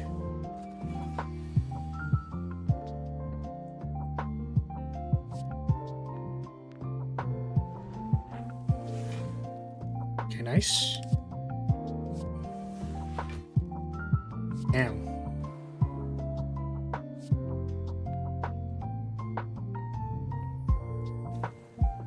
I think I want to block. Pop off 2 strikes. Damn! Damn, these first 2 turns were insane. I feel so powerful.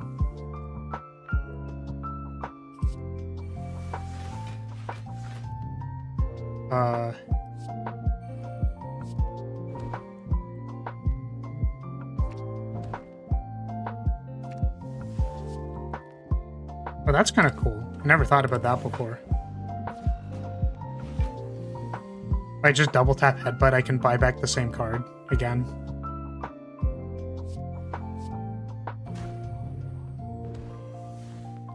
Nice. Shrug. I mean, it's still kind of, it's still sketchy. I mean, we're gonna be getting attacked by what's it called? By Hyper Beam eventually. I think soon. Is it next turn? Yeah, there's Hyper Beam. Thankfully, we drew the right card at the right time. That was pure luck. Literally no skill.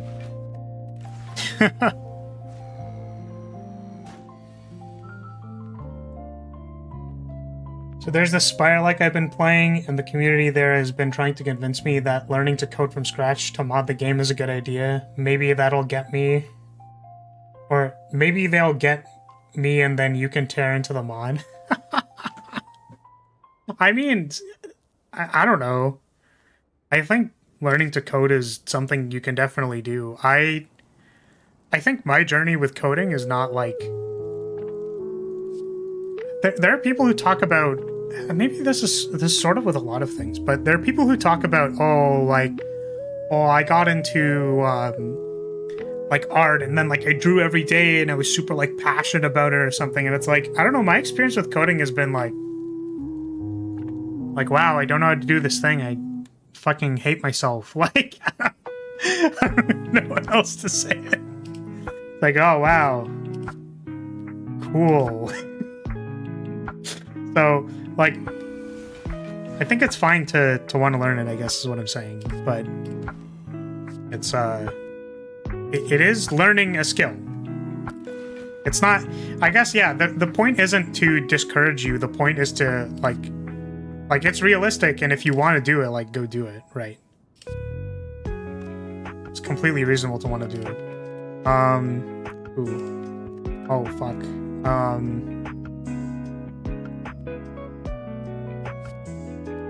Block card? Block card? Oh. Ooh. It's a lot of pain. It's certainly not going to be easy. Yeah, you can totally do it.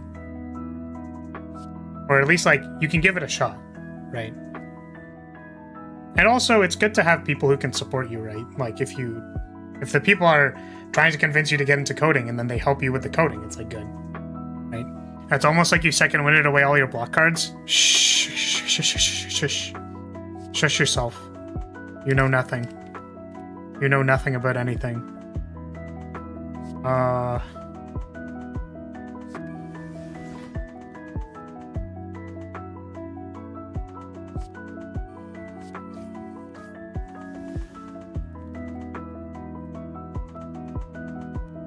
I'm just dead.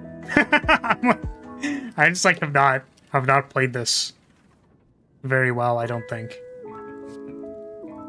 I wonder if there was a way I could have done this. I guess. I'm curious. Because I wish I could discard this second wind and then draw it next turn.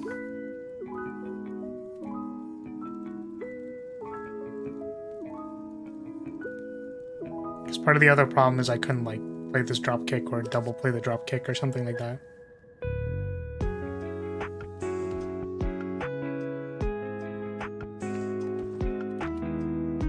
I think I'm going to try to go through with it either way. Alright.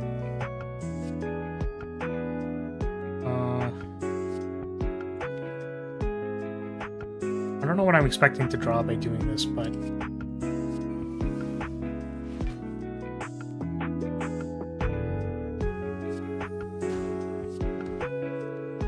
yeah.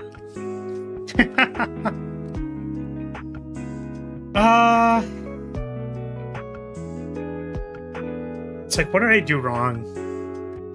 It's like focusing the ads, maybe? Hoping to draw into a card not in your deck. I don't know. I was thinking that I could second wind and do something, but the answer is no. I cannot second wind and do something. That is not possible. It's not within possibility. Oh, sorry. If I do make it, would you be interested in picking up the game to try the mod or not? I mean, what's the game? I don't know what the game is.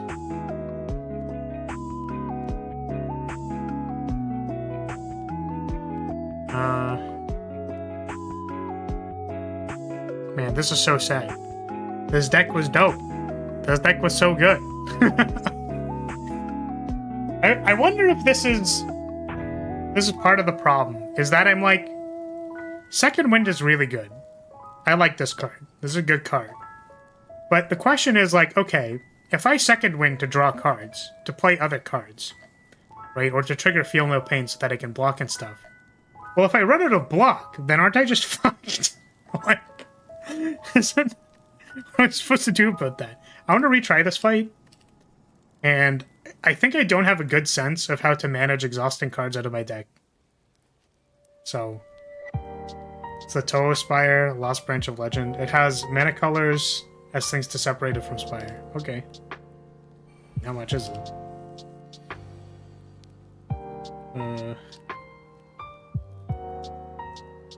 Lost Branch.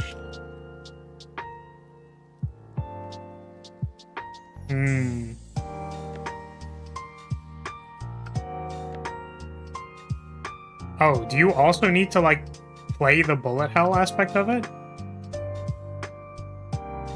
Because I imagine that's probably, like, important to its identity, but also, oh god.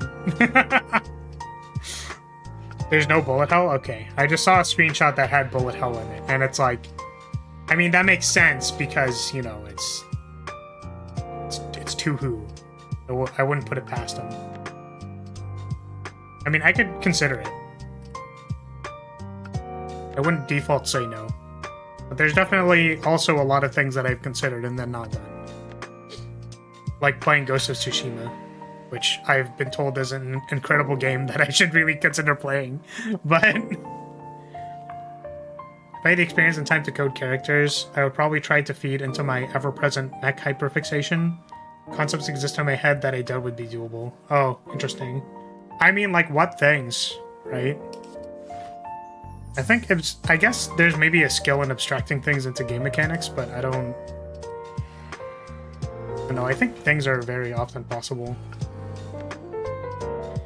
Uses bullet hell for attack animations, and it's still just cards and turns. Okay. Alright, well, I mean, best of luck. The nice thing, too, just for the record, or the difference between making a mod and, like, coding from scratch, for example, like, you still need to know the basics of, okay, variables, accessing variables and classes, loops, functions. Like, these are...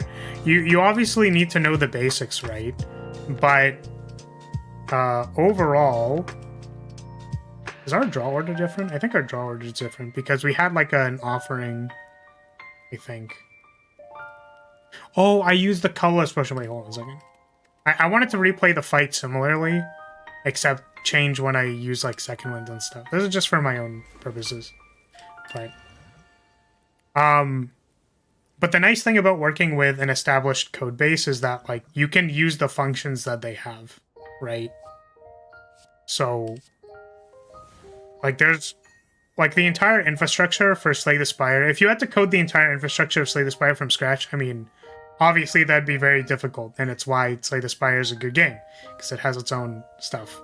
But, like, I don't have to make the call damage function, you know what I mean? Because that's obnoxious when you have to, like, make all the infrastructure for that. So, I think modding is actually a very good entry into coding in the sense that you don't need to do everything, and it also gives you a good opportunity to look at what's already there and works, right? So if you want to understand how the damage calls work, then you can go read the damage code in the base code, right? And I think that helps. I think we did something like this where we just drew a bunch of cards. I think this draw order is different, but I'm going to play it anyways. I think we're going to run into the same problem we did before, regardless. So I'm going to just try playing the fight. I guess I can sandbag the Intimidate because I wasn't sure if the others had artifacts, but they don't. So we're just going to strike. I don't know how well a dodge chance based off of movements and all that could be. Say, for movement-based mechs, like some in Armored Core and Heavy Gear, sort of similar to the speed thing from the Drifter mod. I would actually have to sift through my ideas and pick a few things that would theoretically work together. RNG dodge chance sounds frustrating.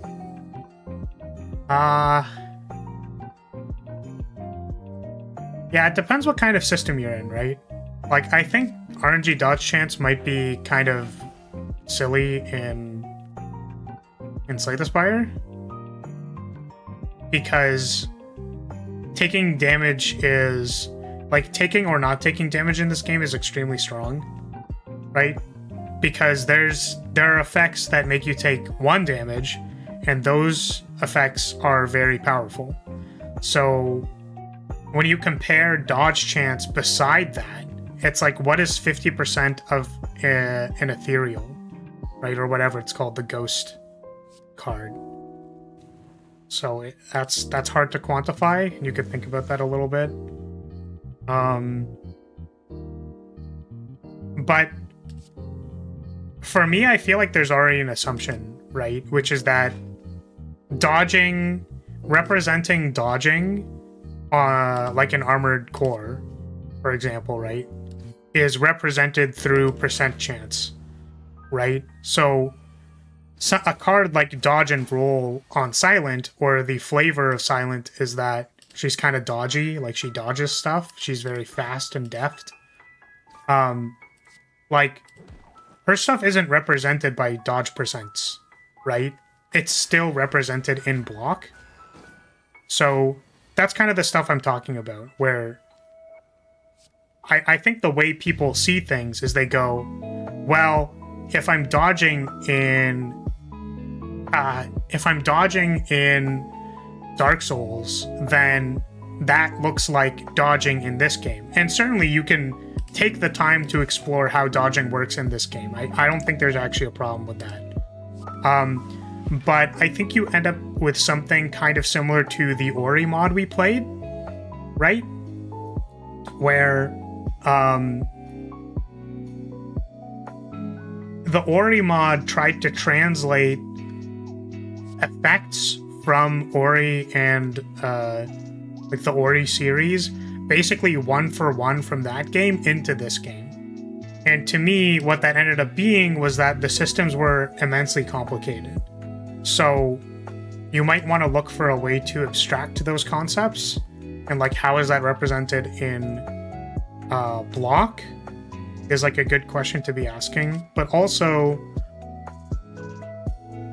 like, because something that comes to mind for me in regard to Armored Core, because I like Armored Core, is like, what does, like, put Quick Boost, if Quick Boost was in the starting deck, what does that look like? Like, what does that actually do?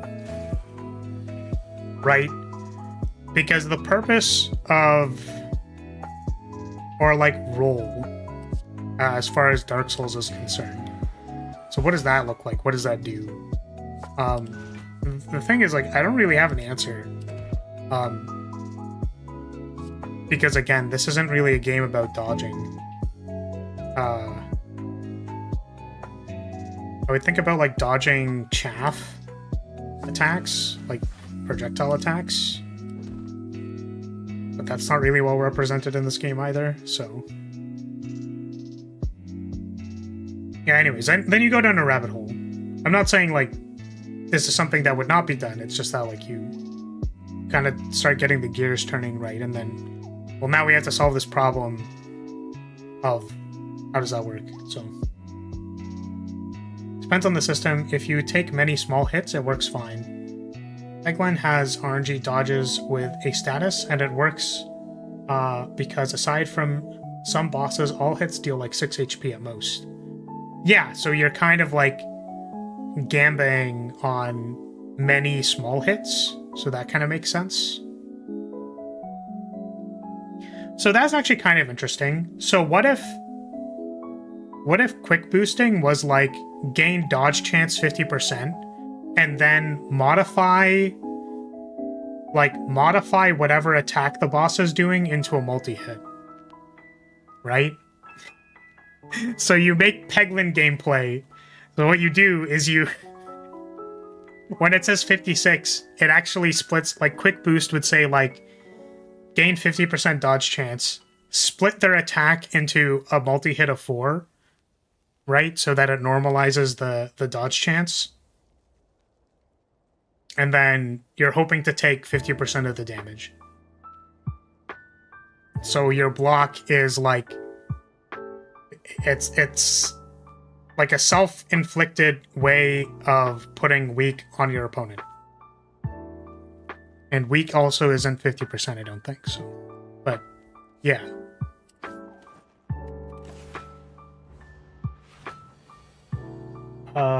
Energy dodge is just such an incredibly all-or-nothing system to use as a main mechanic for a Spire character. Yeah, I think for Spire... Well, we're just dead. I think for Spire characters, this is true. Or like the way that Spire works, I think that's true.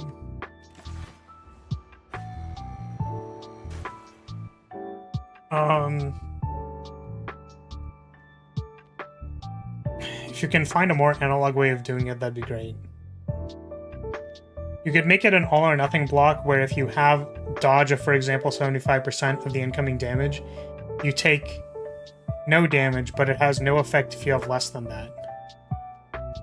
What? Sorry, what does that mean? I feel like what you're saying means something. I just, like, don't understand it. You have dodge of 75% of the incoming damage. You take no damage, but it has no effect if you have less than that. The idea I had was sort of energy cards to percentage growth for damage reduction, glancing blows, but also affects your capability to fight back, as move faster and makes it harder to hit well. Honestly, this is half brainstorming actively. Yeah, I mean, so you could collect, like, what... I think a decent thought exercise is collecting what things are fun about the particular thing. So, like, boosting around as an AC and feeling fast is, like, fun, right? So how do we translate that into a turn-based card game? And then there's other systems, like having a glancing blow system, or having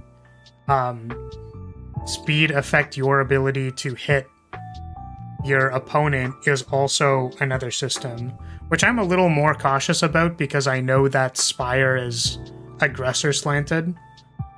Because I ran into this problem when I was making Flag Bearer, where like either you wall up so much that you literally can't take damage, or bosses very quickly outscale you. And that's just because of the system design of Spire, right? Most of the bosses have like feedback loops to kill you. Like, how are you supposed to block Hyper Beam, for example, 6 times? Very unlikely that you're going to be able to do that unless you have scaling. And the purpose is that they attack you for like 13 or something, or 16, 20, whatever, things that you can kind of half block, and then it's like, here's Hyper Beam, die or don't die, or if you don't die, you're probably behind, and if you're not killing them soon, then you're going to have to deal with more Hyper Beams, and then it's like, well, good luck blocking 56 multiple turns in a row. Like, that's just not going to happen. So, from a system design perspective, I think reducing the offensive capability of a character in exchange for something else is usually pretty hard. I think characters in this game are pretty competent at doing both without needing to sacrifice anything. The opportunity cost between playing a defensive card and playing a strike card is already inherent to the energy system. But yeah, and then it's like energy cards, so we want to make a card that's a secondary resource to then use for something else. Like, these are possible, right? But it's like, is energy management something that will be fun to do? Like, it could be. I think Freerin had a decent way of handling it. It was a little tedious, I think, and a little too mathy. But I think the Freerin mod at least approached it from a system perspective, and it was kind of okay. And glancing blows is just probably a unique damage reduction thing, right? Like, if you're at a certain speed threshold, there's like attacks become glancing blows. So instead of a debuff that you need to put on something, i.e. weak, which is vulnerable to artifact, you build up speed and then you get damage reduction. So like that's different. So to emulate dodging, if you have 30 stacks of dodge, you take no damage from a 40 damage attack, but full damage from a 45 damage attack. Yeah, so it's like slightly more effective block, but it doesn't interact with block modifiers like dexterity and stuff like that. That's another way to go about it. Because debuffs in this game, I think, are moderately important. So having things which don't interact with like weak and frail and all of that stuff, I think it's not that they should be used sparingly, it's that they should be made in consideration with the fact that they aren't affected by that in mind. So that's cool, because like what you'd probably do is that like your defense, well, don't replace your defense necessarily, but like a common defend might have like 3 dodge on it, and you're like, oh, is that good or bad? Like kind of a question mark, right? Also, I guess the other thing too is that like if it fogs the turn, there's that too. I mean, that doesn't really work. I mean, whatever. Anyways, we're getting too in the weeds of it, but yeah. Like, these are all ideas. Like, these are interesting ideas with the point of focusing on what would actually be fun about that experience. So when Toast outlines things that are like, these are things that I find interesting about this thing that I'm making a mod about, then you think, well, what does that actually look like? So, you know? Welcome, Lux. Got to A20 double boss on a couple flag bearer runs. Nice. Congrats. Still haven't gotten to Spire Sentries, huh? Where I'm weak to getting double teamed, unfortunately. So that's where I lost a lot of my runs when we were playing. You are late. That's true. I was about to end stream. But are you gonna browbeat me into playing a flag bearer run? Because maybe that's what you're planning on doing. Before you do that, or before you make up your mind about that, you should look at the schedule art. I'm gonna be back in like 2 seconds to use the bathroom. Maybe.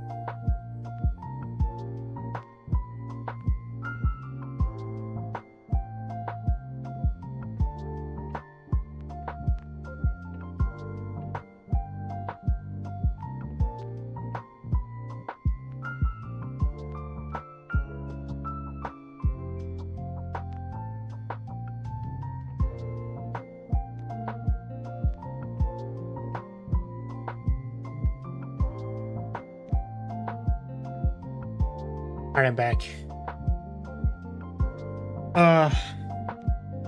Fire Sentries is the third hardest flag bearer fight, right after Knob and Book. I don't find Knob as hard, but Book is definitely hard.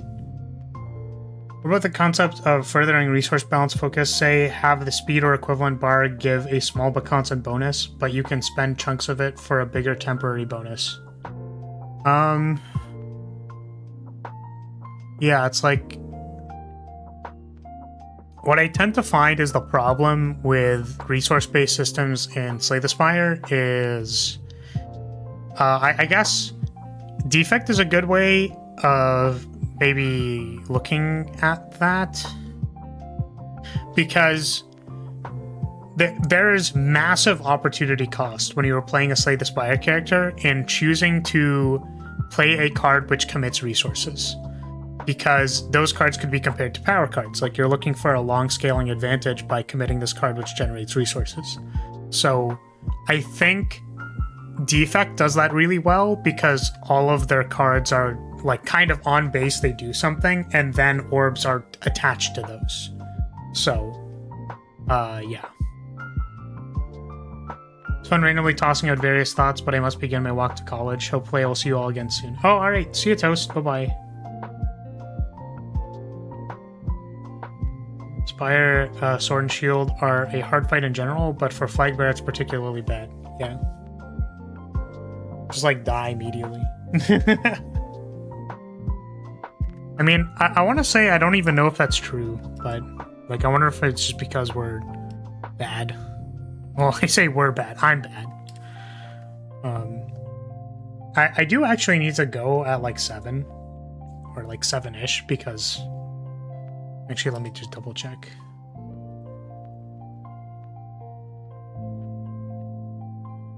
Yeah, probably like 7. So let's play a quick run of Flag Bearer. Unless Luck's already left and I'm getting browbeat for nothing. Oh, get out of here? Wait, what do you mean?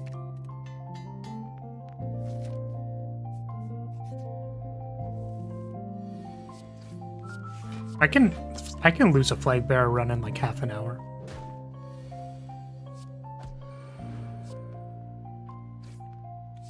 Just watch me. Watch me lose.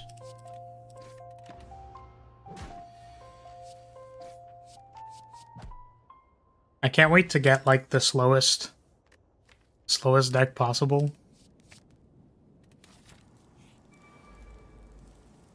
I, without much proof or evidence, shall place blame upon Flag Bearer's low draw velocity for the... Yes, I mean, that's probably correct. Honestly. That's your usual Flag Bearer run. Sorry, I just think it's funny to think about how atrocious playing Flag Bearer for 30 minutes and losing is. Divine Flash first card? Wait, what? Do you not like Divine Flash? You got something against Divine Flash? Do I take Aura Essence? What, do I do it? Do I take Aura Essence? I don't know if I want to take Aura Essence. Pretty sure we take Airy, because that card's very good. This card does a lot of damage. I'm just gonna die before I even, like, do anything. I don't even know why I picked this route. I'm just gonna, like, straight up die.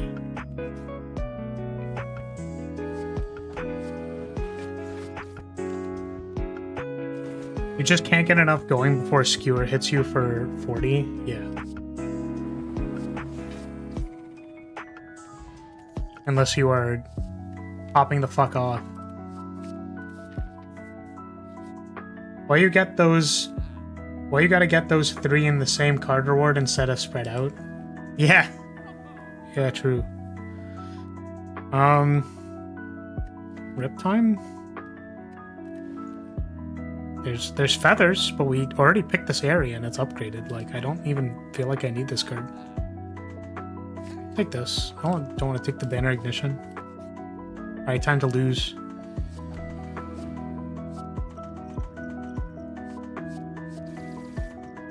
Just kidding. It was a prank. We pranked him. Prank him, John! Prank him!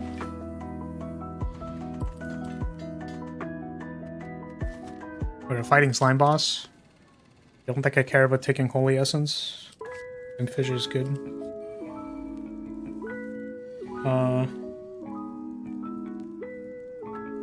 Aura Essence I've learned recently is actually very capable of early game AoE.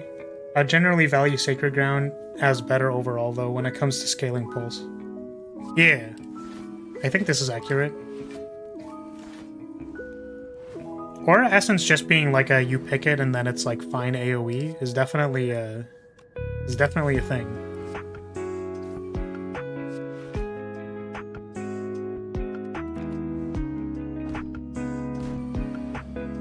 I appreciate that we have all played a silly mod so we can backseat them. Yes, I definitely don't hate it. I definitely don't cry myself to sleep whenever people are like, how do you not know how to play your own mod? And I'm like, please, I'm gonna cry. Hey, brain rot! Brain rot! We got brain rot! Brain rot! I love brain rot. My brain is rotting. I love brain rotting. Fuck, we already picked a couple skills.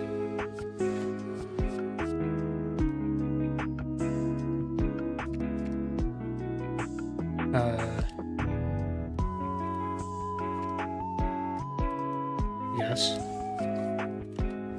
Brain rot! I can try to make this, I don't know what that is, mod, and then you can get your revenge on me? Oh no.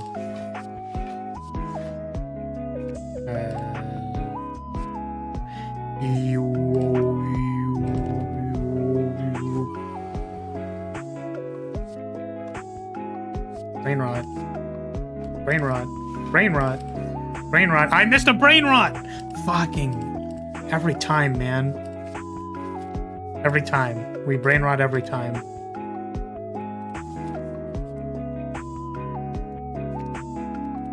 I might actually want to cut a defend. Pretty sure I want to cut a defend.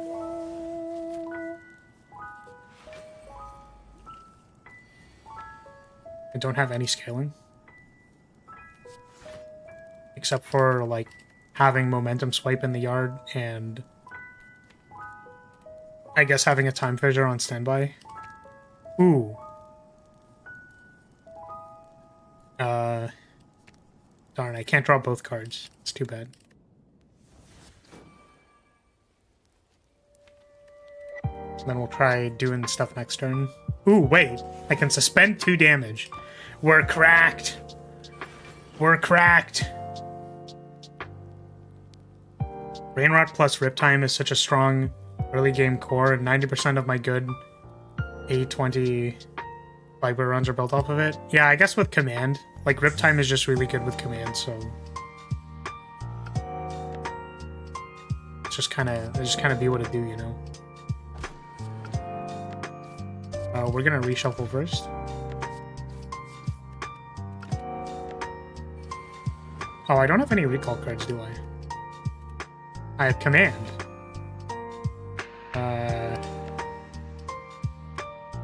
Command is in the deck, so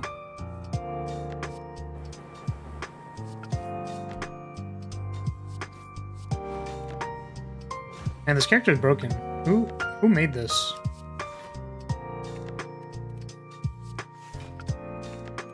Why is there cantrip scry? That's so broken. What the fuck? Mummified hand, holy shit. We're popping off. I usually don't like Future Sight. Kinda wanna take it though.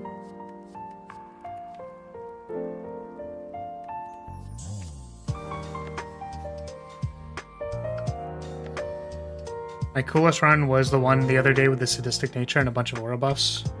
Yep. It's very satisfying to see it go off like 7 bajillion times at the start of your turn.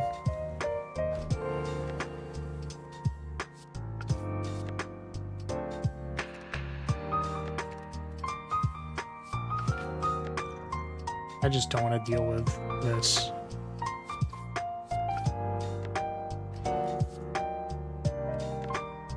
Rewind, temporal step.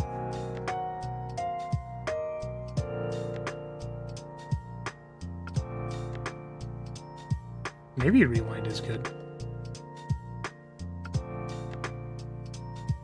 Rewind. Rewind might be good with time fissure. More energy.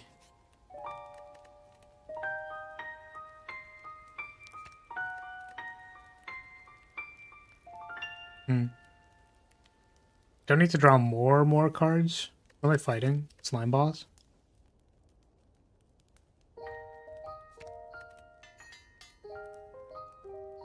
Time to snap pick the banner ignition. It's so cool how banner ignition is only good when you specifically get Mellified Hand.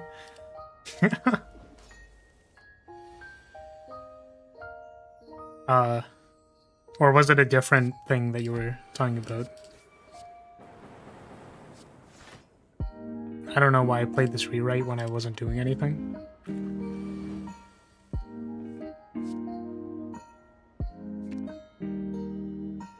Are we blocking next turn? I guess we could.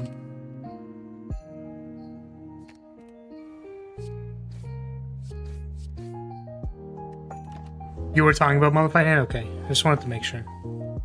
Yeah, it's really just not not super good.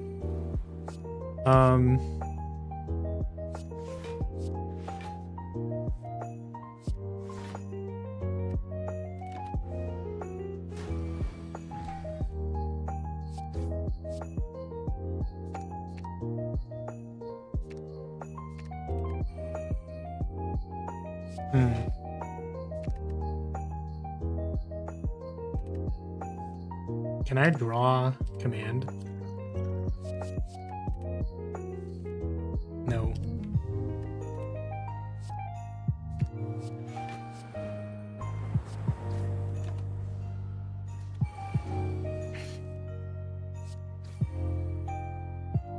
Oh my goodness. Oh my god. Almost died. Almost fucked that up.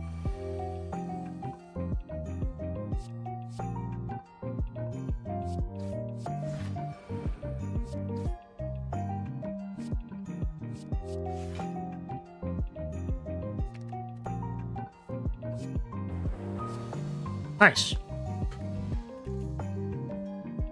Seraphim form, my beloved. Seraphim form. Ah. Oh, I love Seraphim form. It's a lot better, I guess, when didn't miss the momentum swipe. I know, right? We did it. Let's go. But this upgraded sanctuary is also like kind of dope. Kind of good. We just like don't take damage for 2 turns. That's like kind of good. Forgot we have that as an emote. Yes.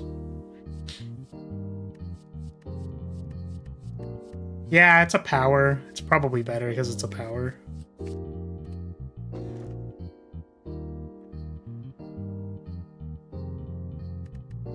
I don't get to upgrade my Seraphim form.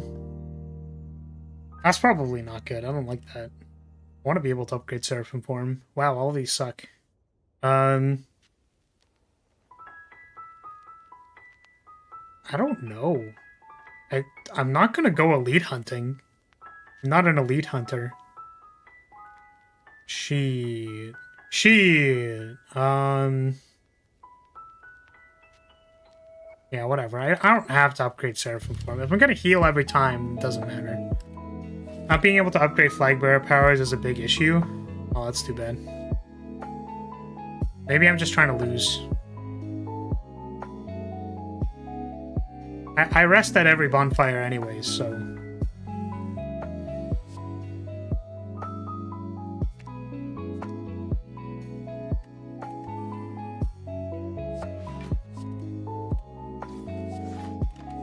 Clearly throwing for time. Yeah, exactly. I have to throw because otherwise I'll be here for too long.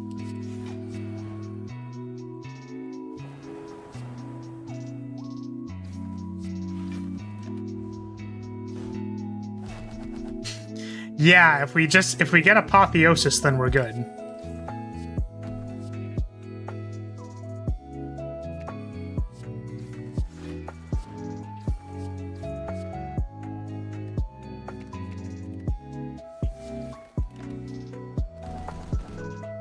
Make sure I have 225 gold going into the shop. Oh my god, having shop prices memorized? I'd never. It'll even be pre-upgraded? Yeah, because of the toxic egg.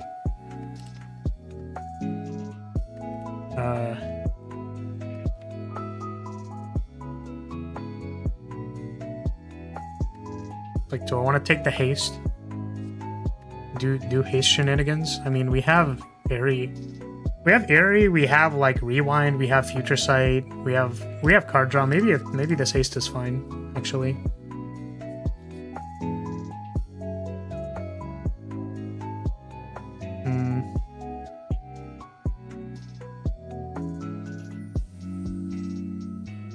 Let's get some strikes out of my deck. Strike and a defend. Grimoire and Formless Rapier. Grimoire helps a lot with casting Seraphim Form. It's cool.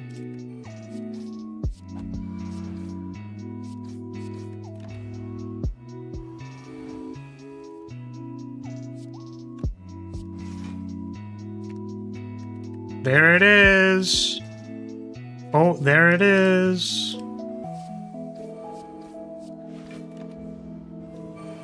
You've never done a Jax Flagbearer run?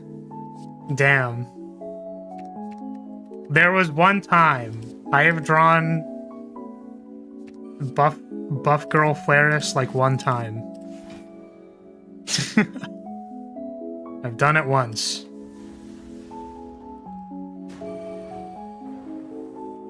Would you want Flaris to put you into an armbar?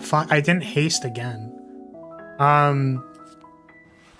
Just asking for a friend. You don't Jax off? Yeah, well, you don't like Jaxing? You're not a master Jaxer?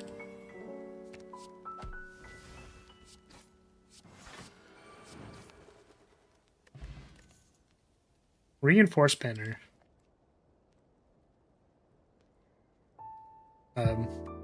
Maybe? Could take this recall crescent. We don't have like a recall except for command. Do a born nerd. You look like a twig! What the fuck? What the heck? Do I want one energy, I think? Yeah, to play both. Right.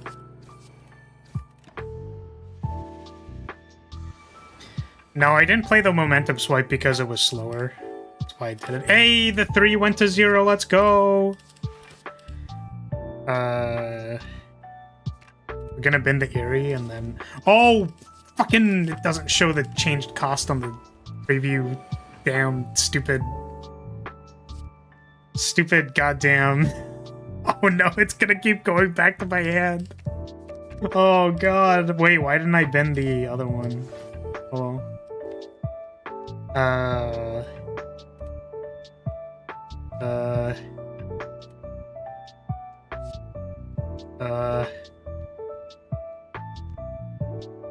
This one.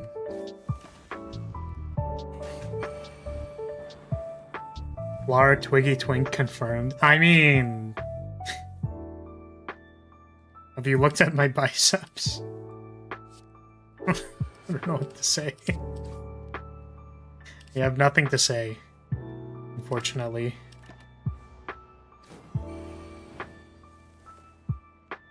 God, I hate Snecko so much.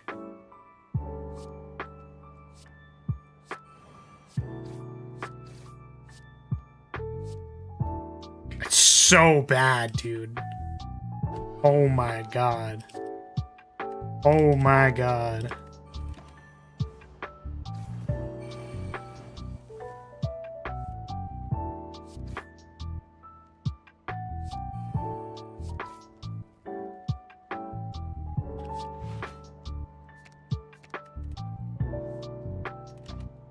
I'm literally just gonna die. Oh my goodness. Oh my god, dude. Get me out. That was the worst.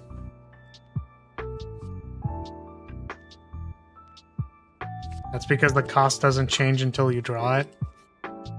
Awful. Do I feel like losing this run? Do I want to just lose immediately? Do I want to lose after I rest and fight an elite?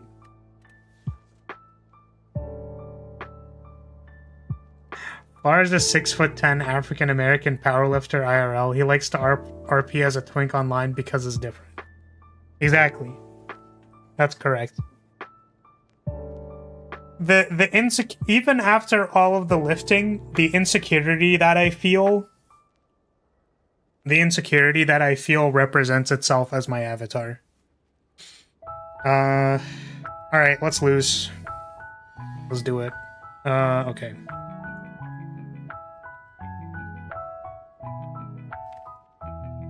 How are we gonna do this?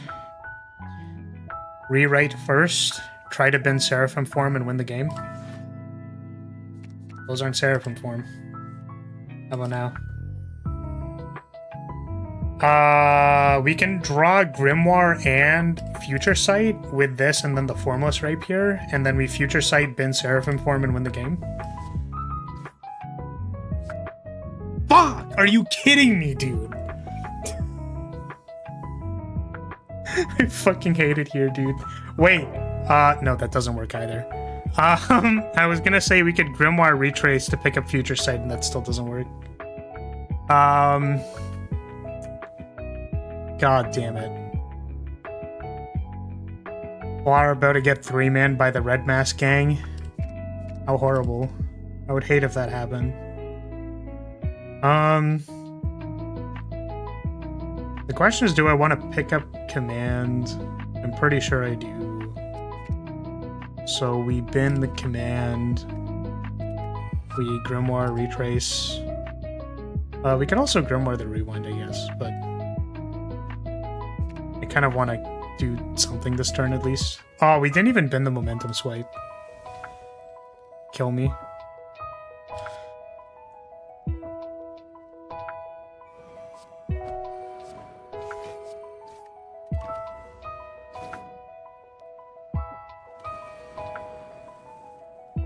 If this is what getting 3-man is, then what is getting 1 guy? Bear, no! Oh, man. Alright, well, this went a lot better than anticipated, but it's still kind of like, Jesus.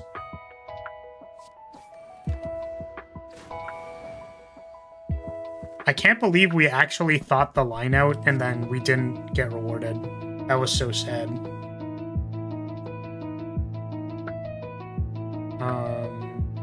Ooh, that works. I'm gonna bin all of this. It doesn't matter, but... Kill him! Kill him, John! Prank him, John! Reflect. It's really good. Take Reflect. I want to stop dying. Now we lose to Book of Stabbing. It was not Book of Stabbing. Stop giving me good matchups. I do want to draw. I want to draw. Okay. We can always draw a Retrace for this Grimoire. Because I don't actually want to cast the Seraphim form because I want to get rid of the goons. I could get rid of 1 goon and still play the Seraphim form. Yeah, just in case it's buff into attack.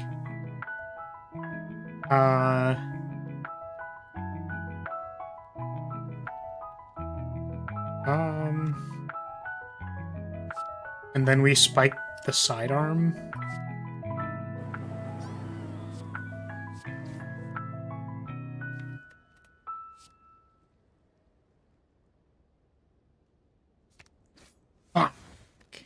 Damn, it could have been so good. Haste is one of, or Reflect is one of the many ways to turn haste from quite good to insanely powerful. I agree. You don't have Reflect.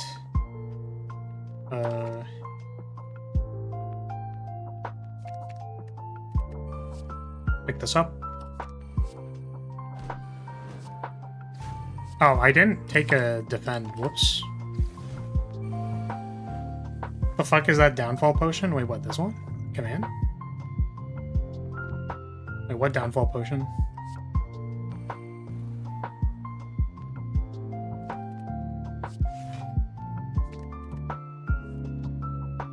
So I reflect and then haste, right? Because you get the inspiration first.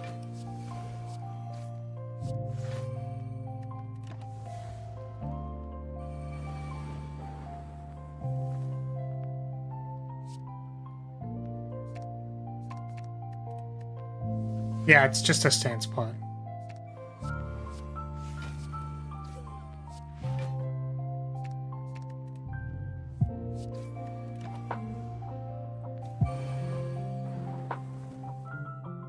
We're popping off! We're popping off! Popping off! Whoa! Popping off!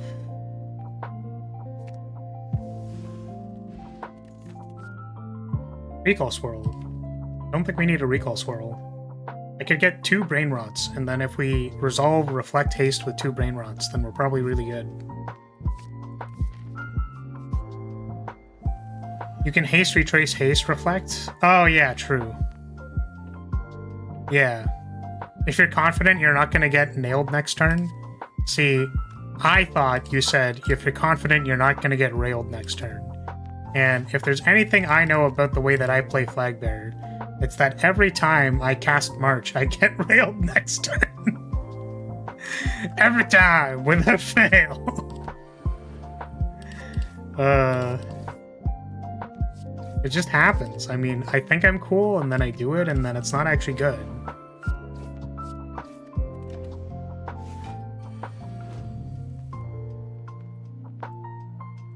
Haste, reflect.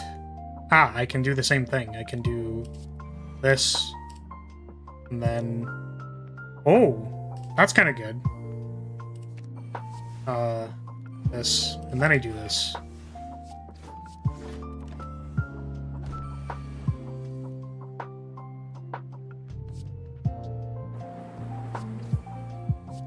Nice. Only slightly concerned. Hey, Aegis Bash, we have a way to apply vulnerable. That's probably important.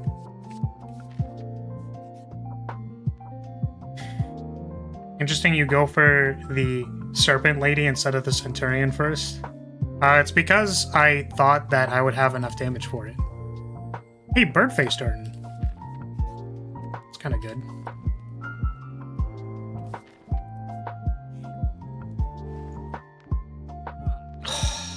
Orange pellets. I do want to buy this barrier.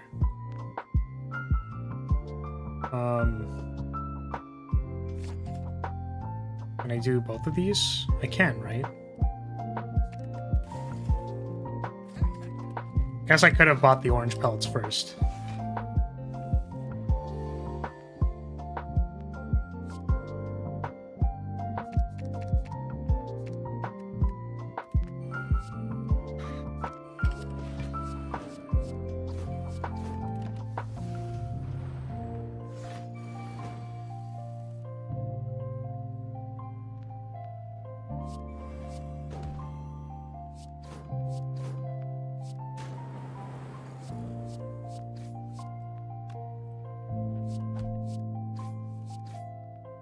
Wow. This character's stupid. This character's dumb as fuck. Time to lose to Book of Stabbing, let's go! It was Slavers.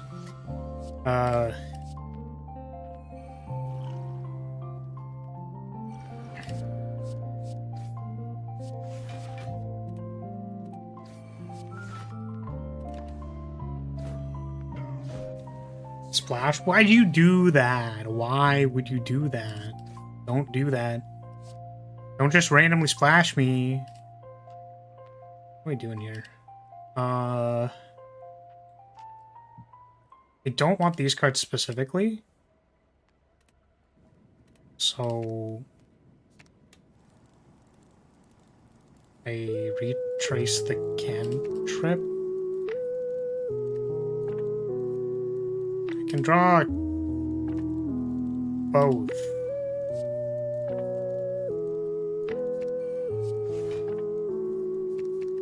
And now it's not as good. We bin Seraphim form. There it is. We actually succeeded. And I'm gonna draw a card off of this, so...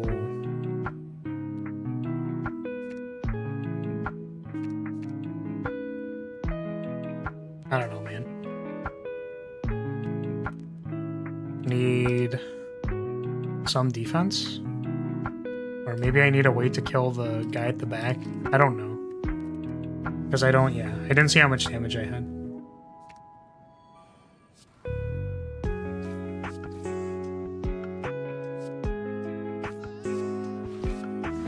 Okay.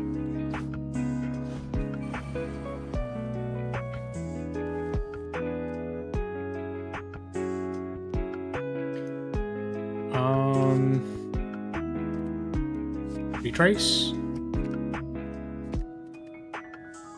No.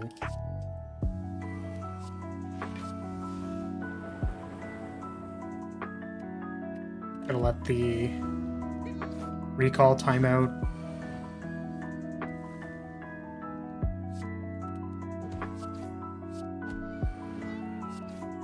Wow. Stop doing the tiny test every time! Stop it!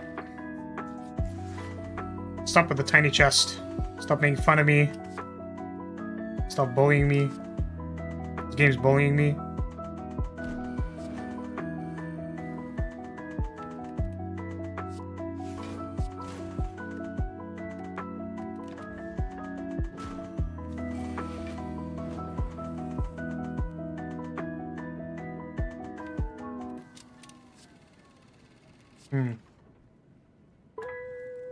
Fuck it.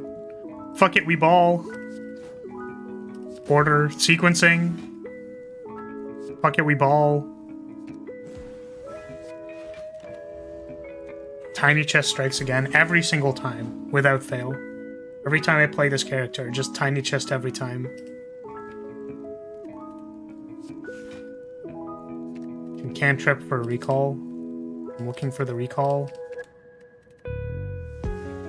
That's not recall, that's retrace. It's the same thing, though.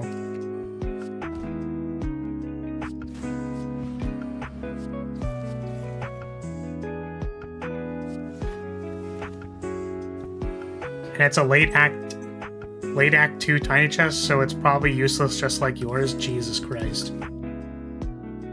I can't believe it.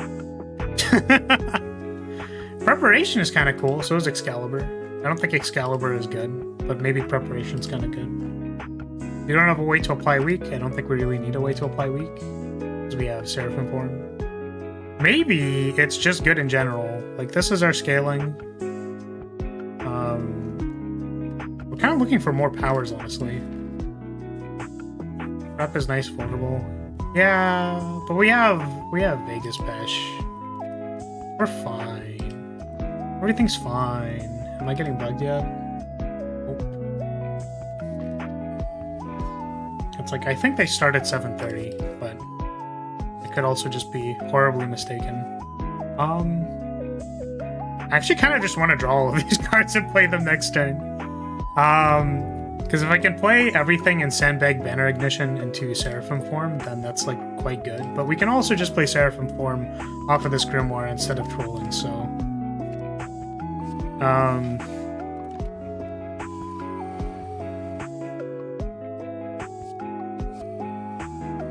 Where is my haste?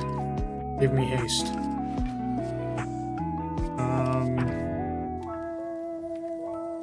Alright. These are they capture a card, right? It's not... I'm gonna save it so that if I can resolve like the double... Wait, why did I hold on to this card? Oh! Oh my god, I forgot what the upgrade of Reflect was! I made this mod. I made this one. Did you know that? You should know that I made this mod. Jesus. Wow. Capture rarest card and draw. Yeah. I don't even know why I'm doing this, because I don't actually want to... I would prefer to do Haste Reflect later, but... Oh, well, now I just can't do it. Well, I can still, actually. Do I have any powers? I don't, right? I already played all of them.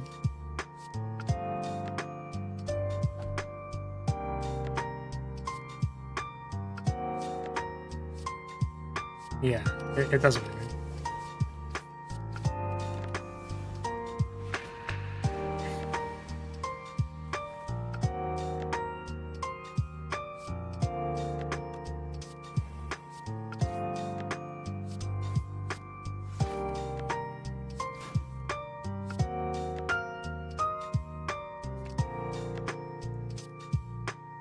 I can discard the recall crescent and hold it for next turn. Same thing if I do it like this because I'm retaining the haste. Sure. You.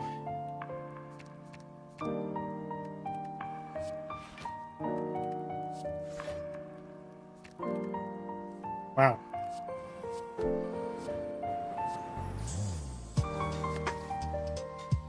Very strong.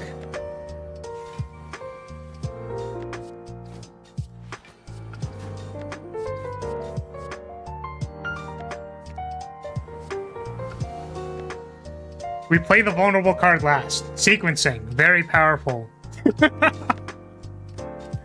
This is quite good.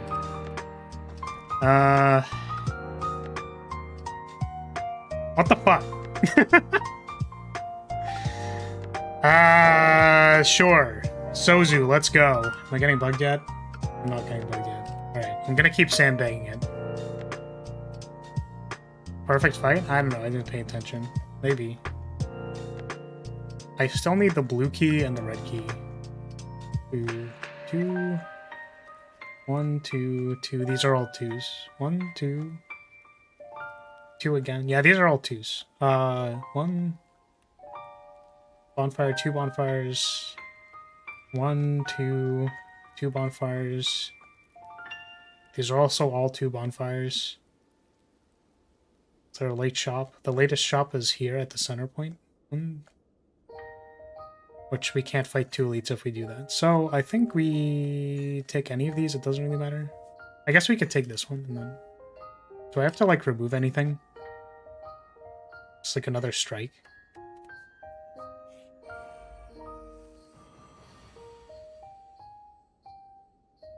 New world record for fastest Slay the Spire loss coming up and bottle downs. Wait, what? Huh?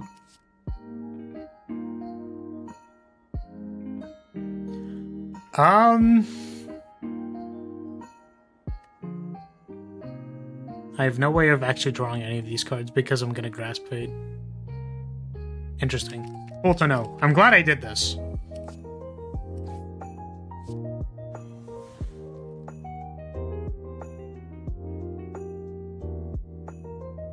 So I've played a skill. Here's an attack. Here's a power. Even though that's super incredibly unnecessary at this point. I'm gonna do it anyways.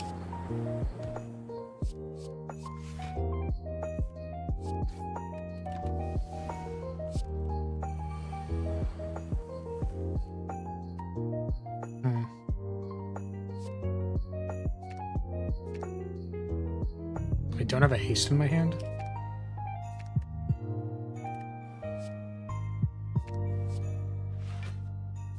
Where's my haste? Show me the haste. Give me haste. I did not draw haste.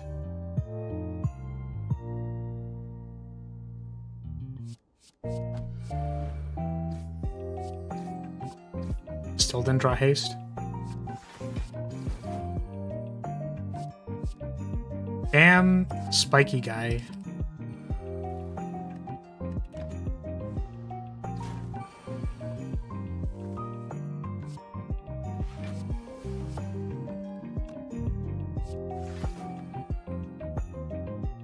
One damage. Painful.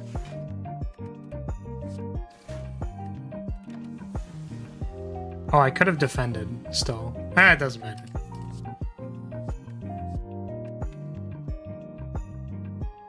Do we draft Rip Time with no intention of upgrading it? Why not? Sure. Just pick like 30 cards. Everything will be fine. 2 merchants. I can double removal. Let's go. Or a slow is kind of dope though. I can't upgrade it though. So it's like 2. It's very 2 energy, but I have 5 energy. I think we just take the aura slow. And then accept the fact that it's going to cost me. Can't actually do anything there. Falling! Oh, wow, this sucks. Because that's one of my plant cards. I need a new plant card.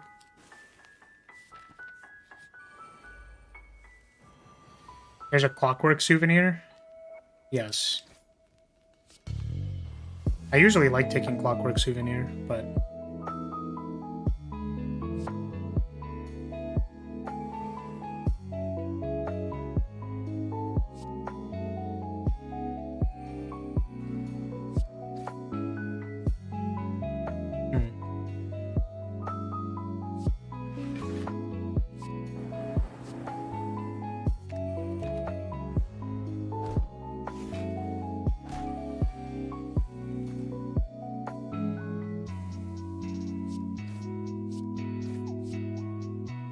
Alright, we're gaming. We aren't gaming, we don't have a plant card.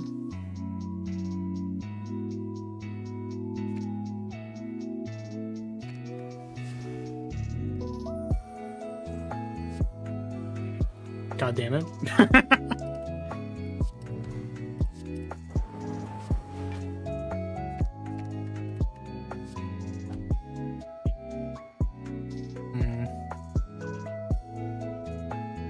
What can I cast? Sure. Let's just run it. Let's just see if we can kill him.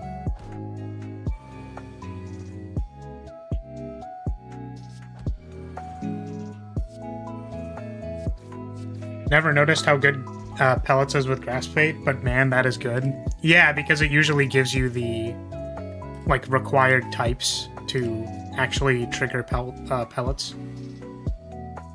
Reptomancer. These aren't plants. They're not plants. That's a plant.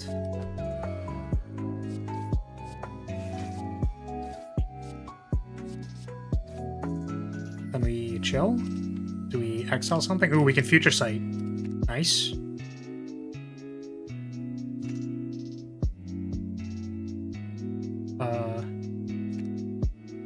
Yeah.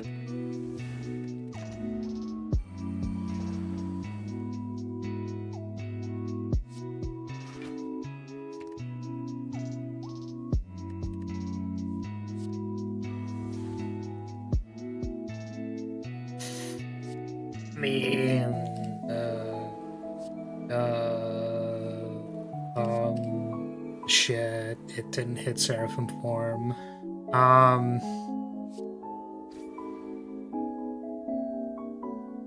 Oh shit, I didn't, I could have played the haste and I did not. Because I'm a goober.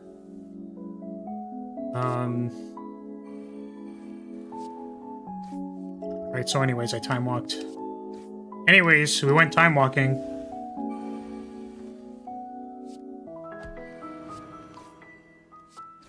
Shame we had to use it. Wow. Wow. The most powerful sequencing in the world. Vulnerable last every time.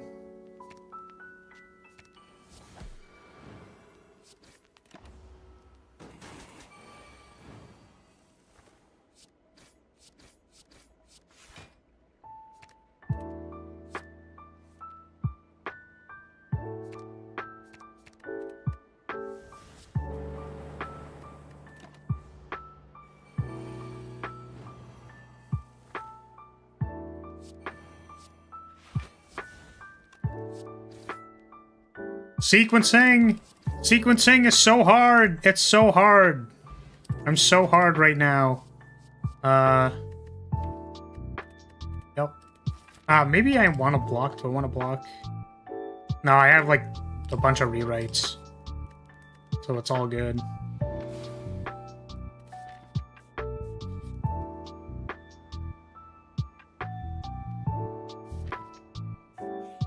Not setting my HP to 69. How unfortunate. You getting bugged yet? Still not getting bugged. New plant, right? What happened to... Oh, did I skip a plant? Whoops. Was one of them a plant?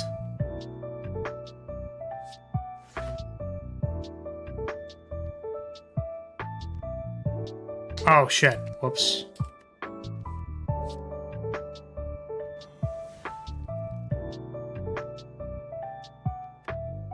Haste. This one.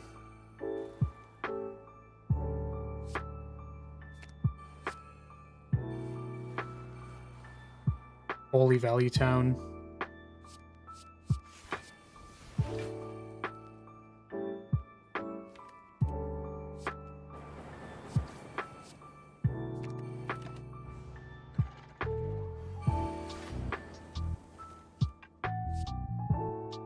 Do I have any more powers?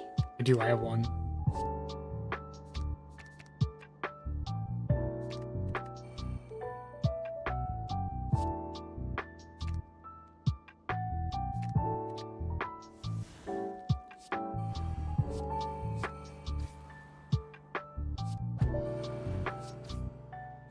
Sequencing is hard.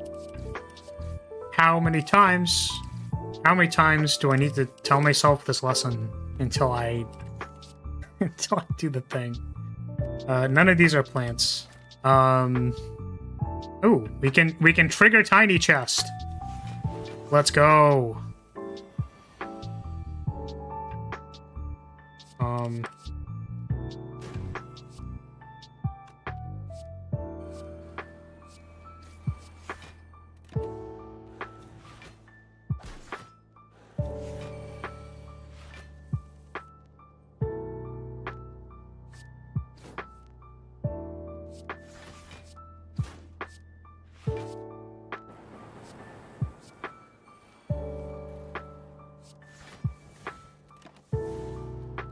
Not taking more hastes, coward.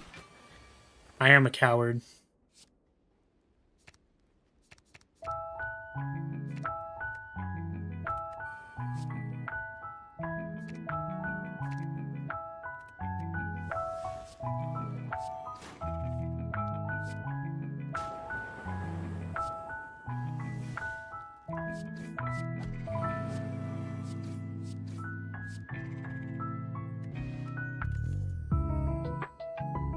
Undo.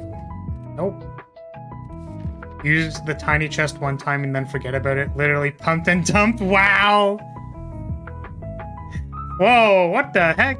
Whoa, what is that face for? What the hell?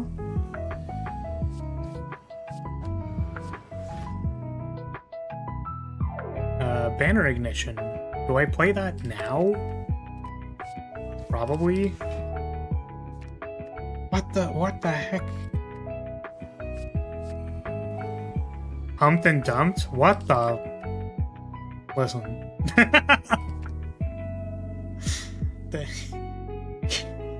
Can you at least, like... at least see what's there first? Before talking about pumping and dumping me. At least, like, check what's there. At least see what we get off of it first. Crazy.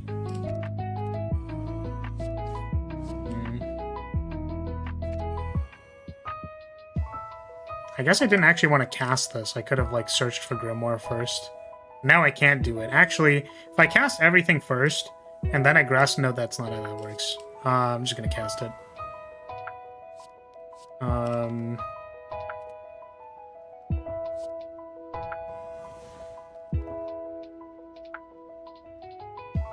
Oh, I didn't get the haste. Where's the haste? What have I not played this turn? Back? Kill? I don't know. Does it only trigger once a turn? Or did I trigger it when I played the... I must have triggered it when I played the Seraphim form.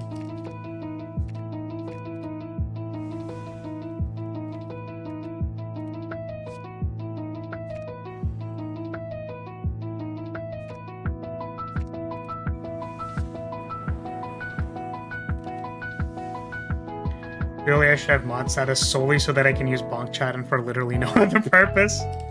Probably. You're probably right.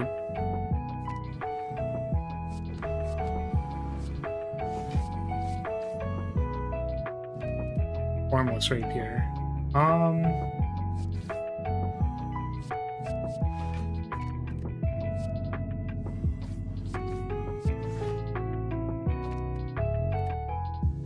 Ah, these like do the same thing.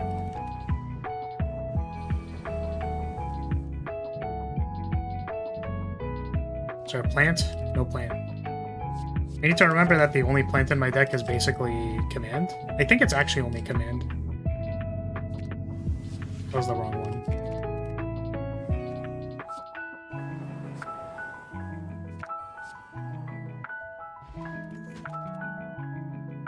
I'll take a sanctuary. Was one of those a plant? And I'm dumb. Oh wow, nice Juzu bracelet, dude. Let's go. Let's fucking go. Oh, I'm getting pinged. Wait, he's worried.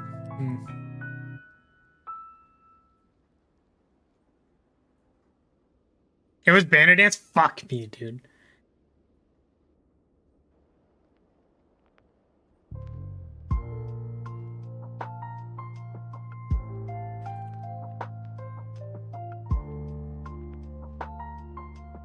Alright.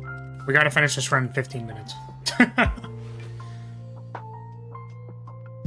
54 card defect deck? What the fuck? What the heck? Okay. Let's make room. That's not how you make room. This. Don't pick up the thing. Yes. Very good. Cast Seraphim form. Like a god.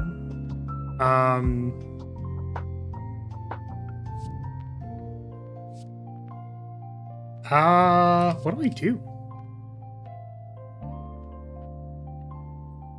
Maybe hold this for next turn. Vulnerable. Don't want to cast the powers in case I want to cleanse something with pellets.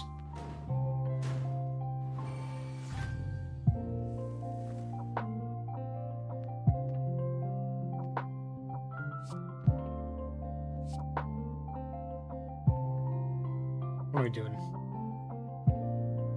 No, now I think I want to cast them just to get them out of my hand.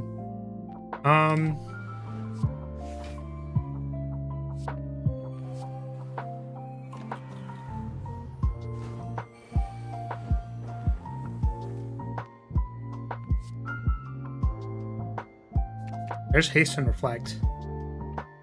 I can draw both. So draw, retrace, retrace. All Riptime's basically retrace. So we do this, we pick it up again.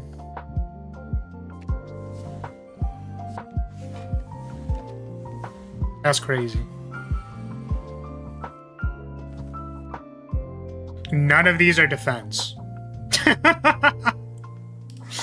Defend card, please. Hey, that's a sanctuary. Sure. Yeah, I dig that.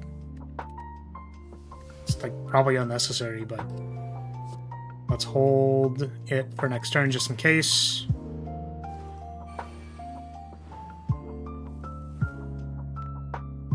$27. Oh, I just realized I still don't have another plant card. That's so funny. Okay, if we draw command every time, everything will be okay. Sequencing! Holy shit, sequencing, dude. Oh my god. I literally can't, dude. My brain just doesn't work. It's just like, it just has problems.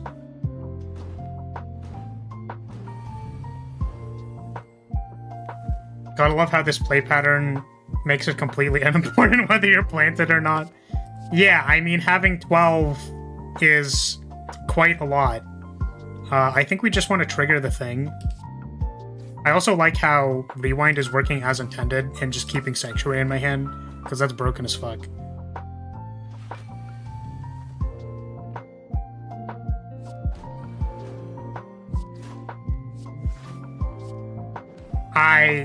I can't sequence myself out of a goddamn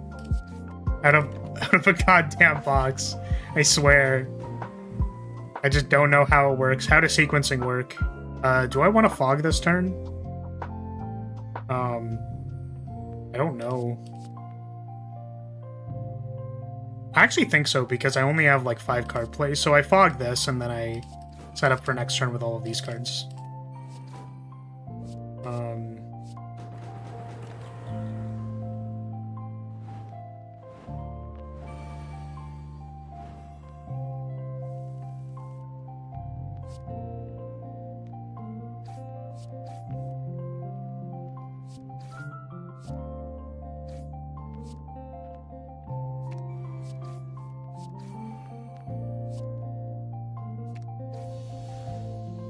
Harry probably would have killed. Yeah, I wasn't certain in like 5 card plays if I was gonna get there, so I just did it.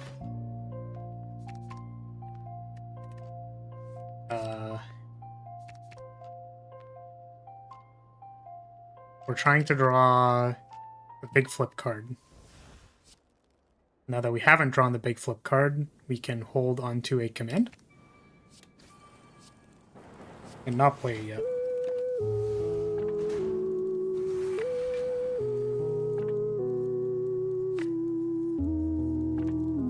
There's the grasp, and there's the seraphim form.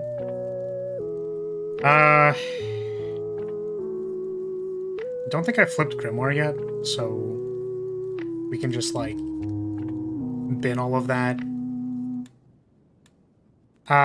Wait, I actually can't do that because so maybe I just bin these because I'm drawing cards next turn. So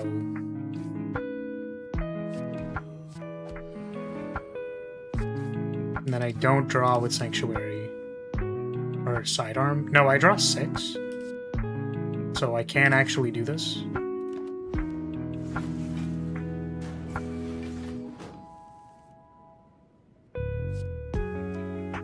Play Seraphim Form. Oh shit, actually that means that...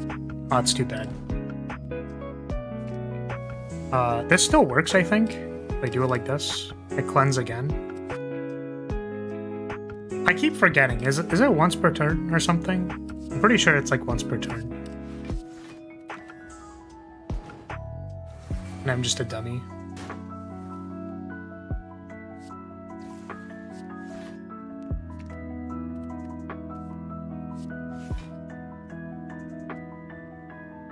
Everyone I know is getting married. Did you put that in the right chat?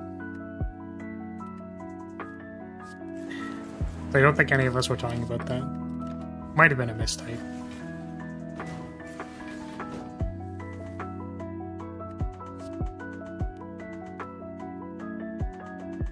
Ah, I see, I understand. I never really thought about it.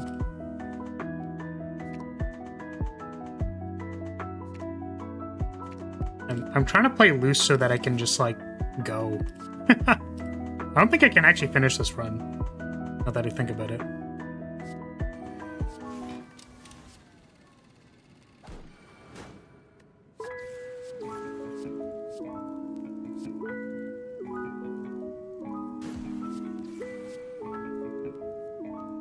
I did not play Retrace yet.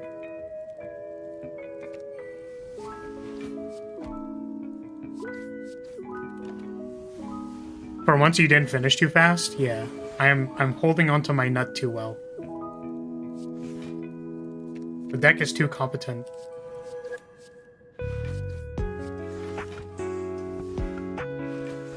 I mean, when you can just make like 50 block every turn, like, how do you die, right? I mean, you probably die by not blocking here, but I have Seraphim Form.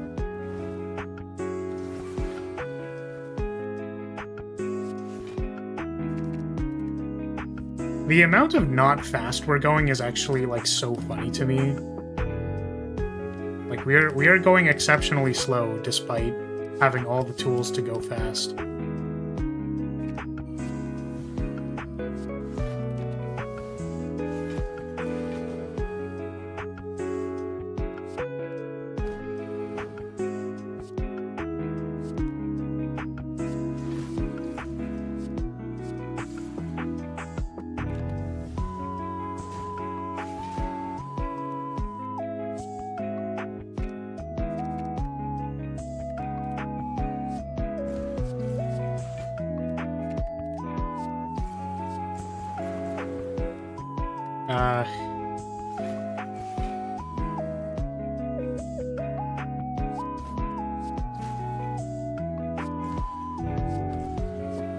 Oh my god.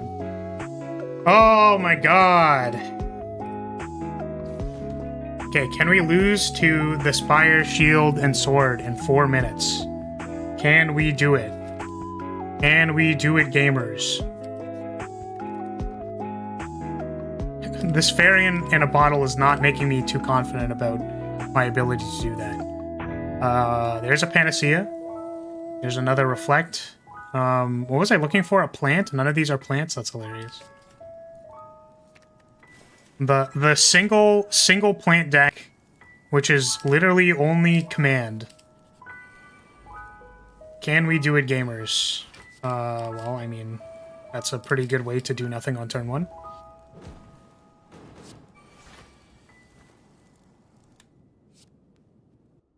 Yep. Just get me out of here, dude. I'm not dealing with any of this shit.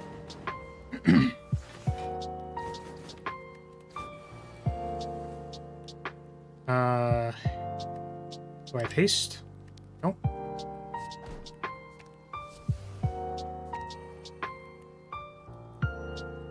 Ah, yeah, Spire, sorry.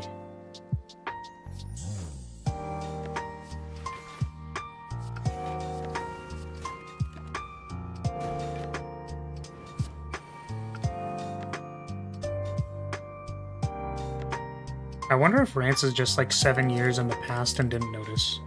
I'm so confused.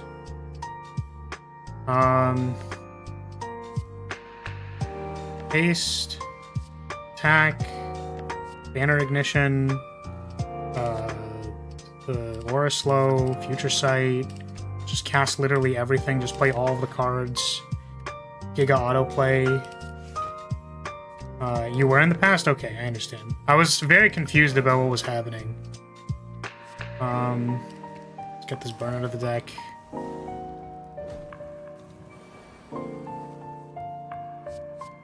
This one.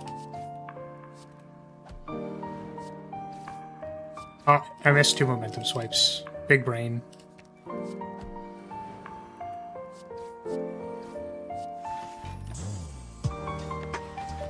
Yeah, welcome to the present. We're speed running this shit.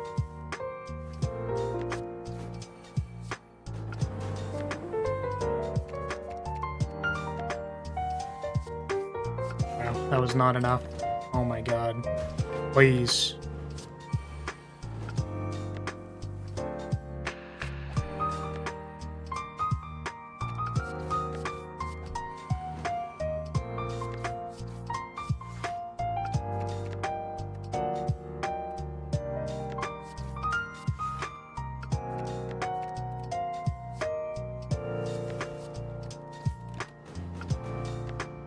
Well, we didn't lose to these.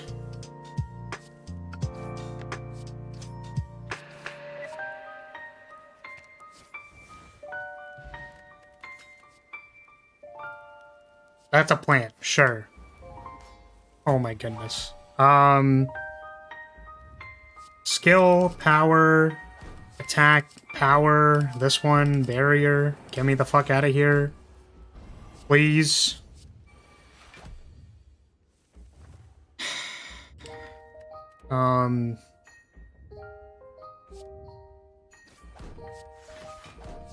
Flip my deck over. Retrace haste. Oh shit, wait. Give me a power. Banner ignition. Haste. Banner ignition. This one.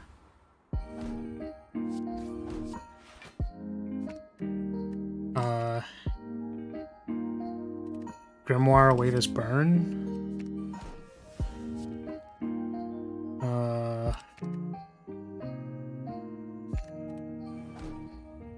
Okay.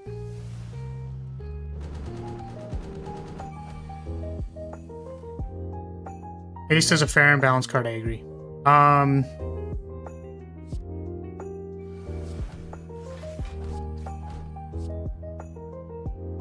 shit. I was supposed to pick up the thing first.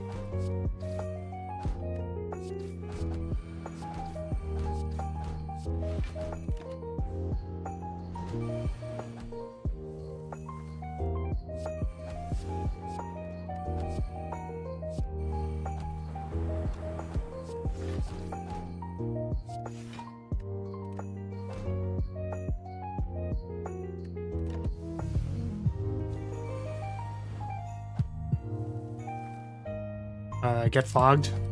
Lamau. Fog Lamau.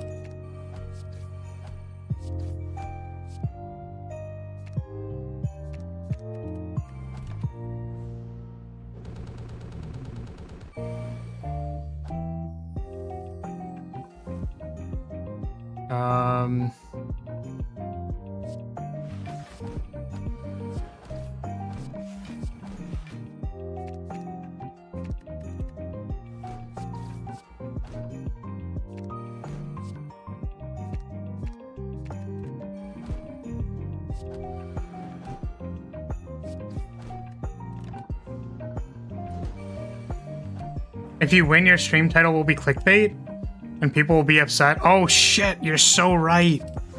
Damn, you're right. I can't. I'm not actually allowed to win. No, if I win, then I'm clickbait.